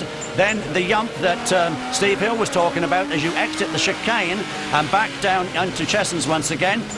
We're going to take you on another half lap of the circuit because we're going to go round until find the finish line, because the cars here at Lidden Hill do not finish at the same position on the track as which they start. So you get another half lap round Chesson's Drift, down the Dover slope. There's the finish line, one lap of the greatest rallycross circuit in the world. Thanks, Arthur. Well, in today's programme, we'll be featuring the stars of tomorrow in the junior rallycross for those up to 16-year-olds, all driving 1-litre minis. Then there's the Super Series 2000 cars, front-wheel drive up to 2-litre machinery. The Super National class, any 2-wheel drive car is permitted, so there's both front and rear-wheel drive cars on display. On the top of the tree is Division 1, where anything goes, and the cars have anything up to 600 brake horsepower. And we'll also be taking a look at fifth gear presenter Vicky Butler-Henderson. She's trying the sport for her Channel 5 programme, and she's competing in a stock hatch specification Peugeot 205 GTI. First, though, let's catch up with some of the action, and let's look at the highlights of the junior rallycross final. And as they come down through Paddock Bend, it is still Russ Simpson with the lead. Past the loose surface there, through the chicane. He still leads this advantage. Liam Harrison still in second spot. Third place is Ben Power. As they go up into the North Bend hairpin, Harrison really having a look for the lead. Now he's on the outside, though, as they go into the North Bend hairpin. Simpson should have the advantage, but I think he lost it there. We'll catch them as they come down into Chesson's. Indeed, he has lost that lead. And now we can see that our leader, Harrison, has gone very, very deep into Chesson's Drift, and that's now put Ben Power into second place. Let's see if he can do something about Simpson. Well, there's a bit of door handling as they come out of the Devil's Elbow and up the hill once again. Simpson there, going very, very wide, and Harrison getting past him now. So Simpson down now into third place. Ben Power is our leader, and Ben Power wins it. And we can see that Harrison's got second place back, and Simpson has to settle for third. A good, aggressive drive by Ben Power to score his first victory of the 2006 season in the Junior Rallycross A final. Alan Tapscott is a leading contender in the Super Series 2000 class with his Vauxhall Corsa. Yeah, I have a good chance today to win. I want to win today if I can. And who's the people you principally fear? Paul Wakeland.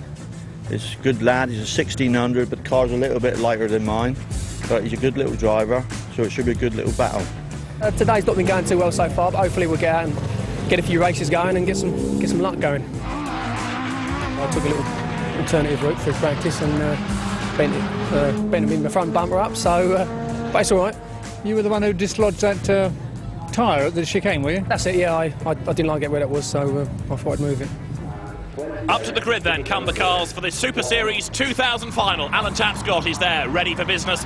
Paul Wakeling, the man who won at Croft, is with him in the 1600cc purple Vauxhall Corsa. And then there's Ashley Simpson on the outside of that front row. The lights are out, the cars blast into business. Alan Tapscott makes the best start of all. Then he's on the inside line then. He leads. Paul Wakeling tucks in behind him as they run towards Cheshunt's Drift for the first time, Arthur. Yes, in third place there, young Ash Simpson. Brilliant young driver, just moved up, as we said, from the stock hatch category, the older brother of Russell, who we saw in the junior category. And Alan Tapscott, though, getting away already from Paul Wakeling. One would have thought in these slippery conditions that the engine power wouldn't have had too much of a difference, but it seems as though Alan is benefiting from the fact that he's got the 2-litre engine over Paul's 1600. And not only that, but Paul Wakeling now, as they go up Harry Hill, starting to shake off Ash Simpson. They were nose to tail going into the Devil's Elbow. Now that gap has really opened up. Now, if Wakeling can shake off the Peugeot behind him, I just wonder whether he might be able to do anything at all about the race leader. Down they come then into paddock. Well, he's really got to press on now, David, if he's going to do anything about the race leader, because Alan Tapscott has indeed pulled out quite a useful advantage there as they come all round Paddock Bend. There is Simon Horton in fourth place. Alan Tapscott, our race leader, the immaculately presented motor car, round Cheshunt's Drift they come. And let's wait and see who is in second place. And it looks as though Wakeling is slowing. It looks as though he's slowing. Ash Simpson going through in second place, Horton with him. They pass the Corsa, drops down to fourth place. Meanwhile, the similar machine but more powerful machine of Alan Tapscott goes on its way, totally unchallenged in this K&N Filters supported category. So there's Ash Simpson then in second place. It's Simon Horton behind him in the Metro. The gap has opened up a little betwixt the two once more. Alan Tapscott, meantime, is on target for his first win of the year, because on this, the last lap, he comes out of Cheshunt's Drift onto the tarmac once more on the Dover slope. The checkered flag is waved. Alan Tapscott takes victory in the Super Series 2000 final. It was very good today. We went on the right choice of tyres all the time, which it was cuts all day really, because it was very slippery out there. He was coming off the loose sections and it was being dragged on to the tarmac, which was still loose, skiddy all the time. But it was a good day. The tricky conditions proved to be a bit of a handicap for Vicky Butler-Henderson. Vicky was here making a report for Fifth Gear on how to be a rallycross driver. But despite a fair amount of circuit race experience, she'd not had a lot of experience of rallycross up until now. I've done one rallycross race I worked out about 14 or 15 years ago in a Vauxhall Nova, and that's it. And I've done one rally in my life, so it's quite odd. So what's the brief from Channel 5? You're going to go out there and win like Tiff does? I was on the phone to Tiff last night. He's like, you've got to get out there and attack it immediately. You just got to go, go, go, go. And he wants me to ring him up when I've won. He may still be waiting for that call, though. In the heats, it started off dry. Vicky hard at work in the Peugeot 205 then, as the field blasted away from the line. But on a slippery track, the wipers were soon on. And as the conditions worsened during the day, this was going to be a very steep learning curve indeed. But despite accidents ahead of her, she kept out of trouble and didn't do a bad job. No, indeed, David, she did a very good job, and as you can see from our camera there, the weather was absolutely terrible, but a good manoeuvre there as she came down into Paddock Bend and through on the inside, moving up a place and keeping it nice and straight, but not everybody doing that, and she has to go very wide here to avoid that spinning Peugeot. But again, doing well, getting leaned on there by the Metro, and as the rain comes tumbling down, I'm afraid she went tumbling out. The performance, though, was good enough to get Vicky Butler-Henderson into the B final. And as the lights went out for the start of the race, it was four abreast going down towards Cheshunt's Drift, and that was always going to be a fairly risky procedure. With cars spinning off to the right of her, though, Vicky was soon up into third position. And the RSS numbered Peugeot 205, carrying the promoter's number, therefore, was looking pretty good. Until, that is, the second lap of the race, when it all went horribly wrong for Vicky Butler-Henderson coming through Cheshunt's Drift. The car suddenly died on her, and she was out. I was having a really good tussle in third. I was really, really enjoying it, and I was just beginning to get the hang of it. And then I think it just died, so oh well. Exciting enough to have another go? I'd definitely come back and have another go, without a doubt, yes. Well done. Another rallycross convert then in Vicky Butler-Henderson. We'll be back after the break.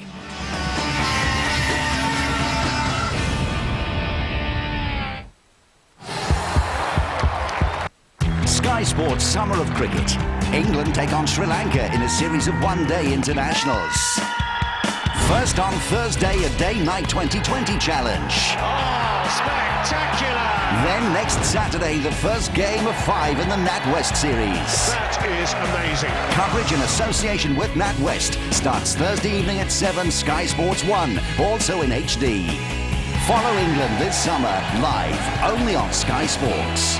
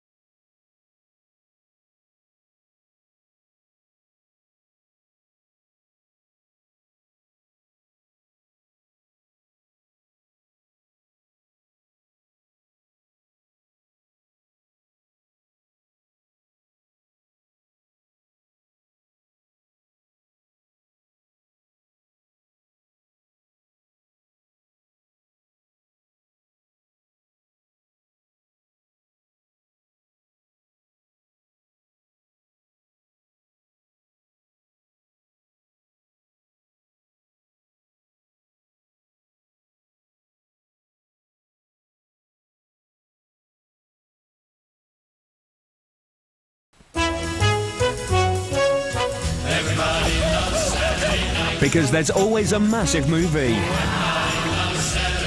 The movie always starts at 8 o'clock. And it's always a Sky Movies first. First time Saturday, the very first run of our biggest and best movies every Saturday at 8 on Sky Movies, which is why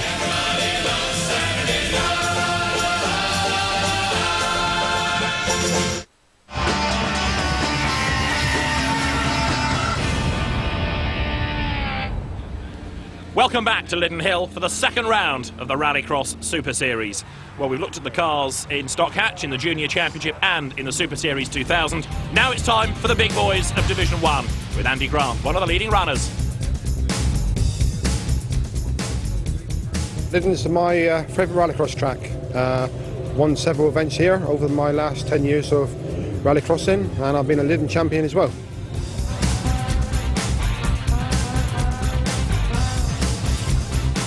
It's a little bit unique. We run a little engine. It's only a 1760 against most of the Division 1 cars are 2 litre. But the way that the regulations is we can run the car lighter, so we find it's more of an advantage to have a smaller engine and run light. The acceleration's pretty good. You know, we have clock times of 0 to 60 in 1.8 seconds.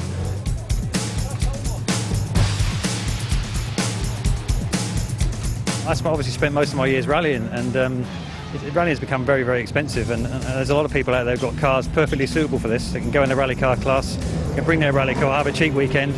Rallycross wants putting on the map once and for all. I'm quite new to it, but I'm very excited by it. It's a very good sport. It needs all the press it can get. The final underway then. Great start by Tony Bell. Look, on the outside of the road. Up the inside goes Steve Hill. Steve Mundy on the outside line as Hill leads, going into Cheshunt Drift. There's contact. He gets sideways and off goes Mundy. A huge accident, I'm afraid, into the tyre wall there. You can see in replay the back of the car as Steve Hill spits out. He glances Bell, and Steve Mundy, with nowhere to go, thunders off into the tyre barrier. That's a big impact, although I don't think too much damage has been done to that car, and therefore he should, fingers crossed, be able to take the restart. There he is on the front of the grid. We're ready then for a second bite at the proverbial cherry. Lights out, away they go. Another good start by Bell, but this time Steve Mundy matches him and Mundy leads Arthur. Yes, Mundy into Cheshunt Drift from Steve Hill there in second place. We're riding with Tony Bell as they go on to the apex of this very fast corner. Fourth place, Andy Grant with the Escort Cosworth. And as you can see, it's beginning to get a little bit dusty here. It's drying rapidly at Lyddon Circuit. And they really are getting this 600 brake horsepower down to the ground in fine form here as they come around the elbow. It's Steve Mundy leading. Well, what a restart for Steve Mundy, David. Tremendous effort this, isn't it? Despite that accident, it was a big old impact that he suffered. He leads as they go through the North Hairpin. You can see there that we have Tony Bell under real pressure now from the Ford Escort in the hands of Andy Grant. On board then, down towards paddock. This is Tony Bell's view. Ahead of him, Steve Mundy leads. Steve Hill second, and up the inside goes Grant. Grant goes third. That was a brave move. It was indeed, going down into paddock bend. Grant up now into third place. Tony Bell relegated to fourth. But what's happening amongst the leaders? It is still Steve Mundy leading. Leading from the 3 times national rally champion there, Steve Hill, as they go down onto the Dover slope. There is the battle for third place between Grant and Tony Bell. So Steve Mundy still with the advantage up front as they come down into the elbow, but he's going very deep into that corner and he's got a problem, surely. Oh, Mundy off into the gravel trap, and I would think that is a legacy, David, of his earlier incident. So Steve Mundy is in the gravel, and that now means that we have Steve Hill leading, but Andy Grant, a former Lyddon champion, he's right on his tail. Look at the two of them, nose to tail, from the tarmac onto the loose. It's the Mitsubishi ahead, just as the Ford Escort RS 2000 now. Can Steve Hill hang on in there? He's got a very experienced and very determined driver tucked right up behind him. They're back onto the tarmac, down towards the Devil's Elbow. Steve Hill in the Mitsubishi Lancer leads, but can he shake off the Ford Escort? He runs a little bit wide going up the hill, and a problem there for Grant, I think. Yeah, Grant pulling off onto the grass, and that's given Hill now a very comfortable lead over Tony Bell. This race really is a race of attrition at the moment, isn't it? And it looks now as though Steve Hill is going to pick up his first major victory in British Rallycross, and that will also be, to the best of my knowledge, the first major victory for a Mitsubishi in British Rallycross in the supercars. So Steve Hill from Aylesbury then coming round Cheshunt Drift, looking very serene, completely in control of this race now. Tony Bell a long way back. And as they come to the flag, it's a very comfortable victory then for Steve Hill. I had a great time. I just wish there were a few more finishes at the end. I kept passing people parked on the side of the track, so that's not how we want to win, you know. What that all means, though, is that there's a bit more champagne going bagging, because with only 2 finishers, the trophy and the first bottle of champagne goes the way of Steve Hill, and rather than attack one another, there's this crowd they can let fly on instead. Well, now on to a class that's delivered some of the best racing today, the Super National class.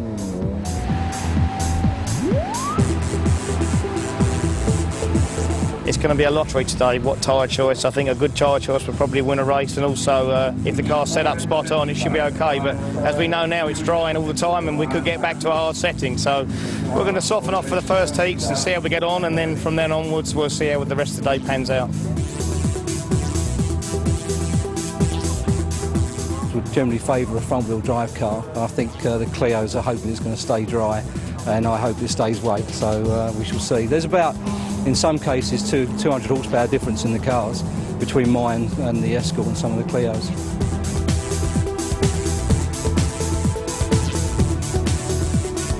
To drive a rear-wheel drive car, you really want it dry, just so you can get it off the line first of all, and it's just so much easier in the dry. In the wet, front-wheel drive boys are well away, really. We're on board with Jamie Bird, ready for this, the third heat in the Super National class. The grid is complete, the marshal's happy, he scampers out of the way. We are about to go racing. Let's see who makes the best start then. Away they go, on board with Jamie Bird, and he wriggles his way through to the front. An absolutely stunning start that Arthur, that puts Jamie Bird in the lead. Jamie Bird then with the Vauxhall-powered Renault Clio And you can see there Mark Watson going very, very wide. Mike Howland with the rear-wheel drive Fiesta there in second place. And it is Mike Seller in third with the second of the Renaults. Etherington with our camera. And you can see what a good wash-wipe system you need in these conditions in Rallycross. But these boys have provided us with some of the best racing of the day. And they're doing it once again now. And the track is getting slippery. Saw Mike Seller running a little bit wide. It's getting more than slippery. It's getting treacherous now. Jamie Bird leading. Mike Owen in second place. Mike Seller third as they come to the hairpin. And there you can see running rather wide as well. Russell Hetherington, he just about scrambles around the corner. Jamie Bird leading. Now he, of course, has got the best of these conditions because as soon as they hit the loose next time, he's going to spray all that muck into the face of those behind him. Yes, you can see they've all got the wipers going with the exception of our race leader. But the wash-wipe system keeping the vision pretty good indeed as they go out of the chicane down towards Chessons once again. Russell Etherington hard at work. There is Jamie Bird, the race leader. He's not really getting away though, is he? Mike Owen keeping him honest as they come across the loose back onto the tarmac. But Jamie Bird in charge, and Mike Seller now fancying his chances perhaps about getting up into second place, although he's got to be mindful that he's got Russell Etherington right up behind him but almost alongside him. Etherington tries to go around the outside, then he's the devil's elbow, can't do it, switches sides up the inside. They're going to be absolutely overlapping, these two. Etherington gets the back of the car a little bit out of line. Seller levels with him. Absolutely fantastic battle this. It is indeed. Etherington going very, very well. In fact, he's the lesser experience of the Renault drivers out there. The Renaults that you see there of Seller and Etherington are running Renault engines, but the one up in the lead is a Vauxhall-powered car, which Jamie Bird tells me is quoted at about 400 brake horsepower, would you believe, through two-wheel drive. So that is quite a beast to control in these conditions. The little Ford car there of Phil Collard coming up very, very strongly. Also, there you can see the race leader needing to use his wiper now because it's raining once again here at Liddon Hill and it's going to get very, very slippery, David.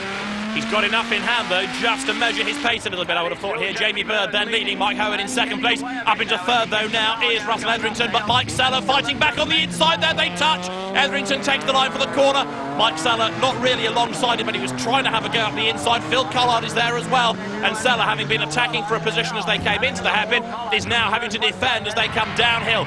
Through paddock there, Jamie Bird leading, and now look at the way that Etherington was going. He was right on the back of Howie. He's made a real mess of it though there. Just about gets the car under control, but he's still fighting it.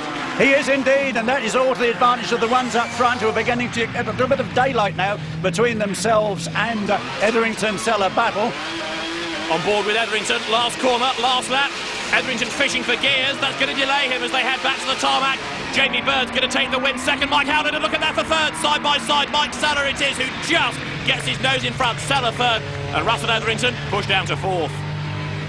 So, on to the final of the Super National class in association with KN Filters. The heats have been excellent. 3 different winners in the 3 races. The final should be every bit as good as it gets underway on a slippery track. And Jamie Bird flies away from the line. Bird leads. Seller goes second. Russell Etherington third. It's a Renault under Trois going into Chessons Drift. Yes, indeed. A cluster of Clios coming off Chessons Drift onto the Dover slope with the car there in 4th place. Then Mike Howland from Wales with the rear-wheel drive Fiesta just ahead of the beautiful focus there of Mark Watts. Bill Harper completing the field. The leader's down into the elbow, and it's still Jamie Bird who is the pace setter at the moment. And the circuit's slippery. There's a bit of a dry line for 1 or 2 of them to explore, but as they go up towards the hairpin for the first time, Jamie Bird is looking very good indeed. He swings through the hairpin, clear circuit in front of him. No need to use the wiper, no need to worry about anything being splattered onto his windscreen, unlike those behind. Look, Etherington under pressure from the Ford car of Phil Collard. They run nose to tail. They're also trying to find a way to get onto terms now with Mike Sellers as they turn their way now through the chicane. They're going to be back onto the tarmac briefly and then down to Chessons Drift. There is the battle between Collard and Mike Howland. But Etherington there still in 3rd place, going very, very wide, and that's allowed a couple of cars through, I think. Yes, indeed, Mike Howland picks up a couple of places there and goes into 3rd place with the car in 4th. Then comes Mark Watson with the Focus. And Etherington, who's lost a lot of ground there, way down the order now. There is Mike Seller in 2nd place, coming under pressure from Mike Howland and the car of Phil Collard. Let's see what Collard can do. This is where the power comes in, and the car seems to have got more power than the Fiesta, and Collard going blazing past Mike Howland into 3rd place as they go round the North Bend hairpin. Makes you wonder whether possibly Howland had a problem there because he had nothing by way of retaliation. Russell Etherington in the meantime on the back of Mark Watson's Focus, trying to gain ground after he ran wide at Chessons Drift. But Phil Collard now going great guns in the Ford car. His next target is Mike Seller with the Clio ahead of him as they come out of the chicane. Accelerating now onto the loose once more at Cheston's Drift. Well, Jamie Bird looking very, very good indeed here as a little bit wide goes Collard. Howlin tries to fight back, scrabbling for traction as they come, of course, across the loose here. And a big, big slide for Howlin. It goes left, it goes right, it goes left, it goes right. He manages to hang on to it, but that was a very good save, Arthur. It was indeed, yes, but he hasn't lost a place, but he's lost quite a bit of ground, and now Collard is really looking for that second place. This is where he might do it. He seems to have got more power up the hill, but he's on the outside as they come into the North Bend hairpin. I would think Seller will have the advantage round the corner. He does indeed. Let's see what happens as they come out. Well, they all both drift rather wide, and Seller pushes him onto the grass and gets that inside line as they come down into paddock once again. Tremendous battle going on between these two, and that's allowing Jamie Bird to get away, and Etherington, meantime, can see that Mark Watson is in all kinds of problems as they come onto the Dover slope. And Etherington in trouble as well. Look, he's lost it. Just about avoids anything solid. I think he was so busy trying to avoid Watson's problem, he had one of his own. Yes, that was coming out of the chicane as they went down towards Chessons, but the leaders are on their last lap going round Chessons for the last time, and the car still hasn't given up hope of getting that second place, but as they come to the flag, it's Jamie Bird who wins that one from Mike Seller with the Ford car of Phil Collard in third. A really tigering drive that by Phil Collard, and in the end, it nets him a fighting third place. No, the car's going well, and I'm pleased with the result of third overall. Maybe I should have won it from pole, but I didn't. But nobody here at Lyddon was going to poach a win away from the racing gamekeeper. Victory goes to Jamie Bird. That was pretty hairy today, yeah. We've certainly made a lot of improvements, and in these conditions we're very surprised we've done so well, really, so we're very happy. The next stop is Kreinbach in Austria on July the 30th. Join us for all the action.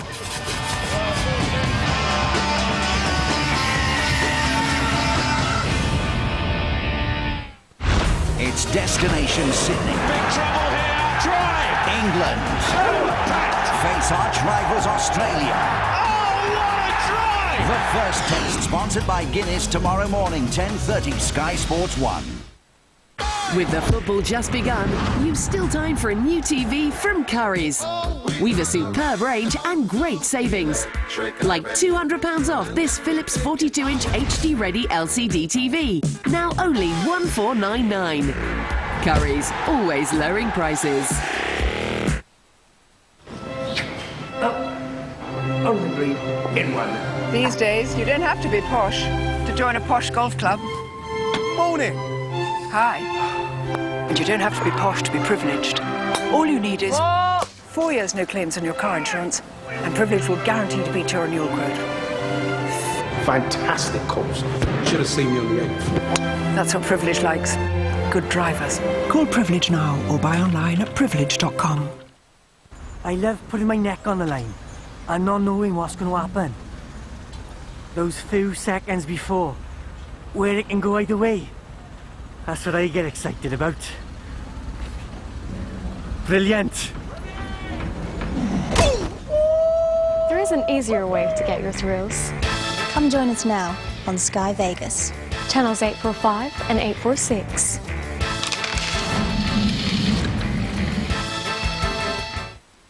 The MFI sale must end on June 14th. It's your last chance to get an extra 10% off throughout the store. So hurry, there's only a few days left.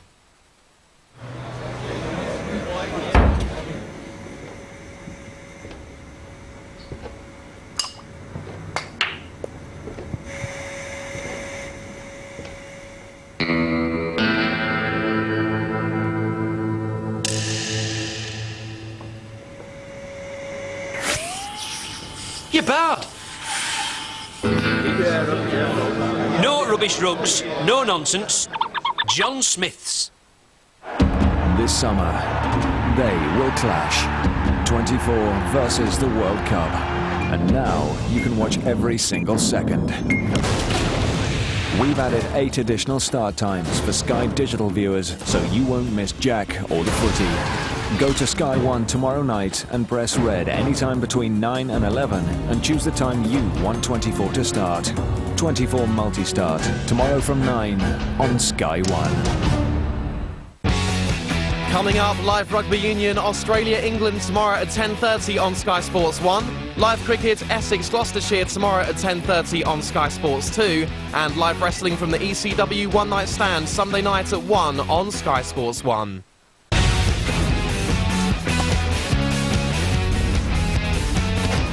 This is Sky Sports Live. Ladies and gentlemen, in the green corner, in the yellow corner. Boxing on Sky Sports in association with StanzPoker.com. Big name youngsters at light welterweight. And two of the world's elite at light heavy. At every step, Miguel Cotto seemed groomed for greatness, the complete 10-stone fighter. Oh, look at that! Look at that right hand! He is class. Cotto retains the title. Now for Paulie Malignaggi, brash, confident and fast. Anthony Short, quality and class. Oh, he's a joy to watch. At 12 stone 7, Antonio Tarver, tried and trusted, the division's #1. Oh, big punches from Tarver. Oh, he's in big trouble here. He's gone down. It's over. But now for the unknown, former middleweight maestro, Bernard Hopkins. Massive uppercut.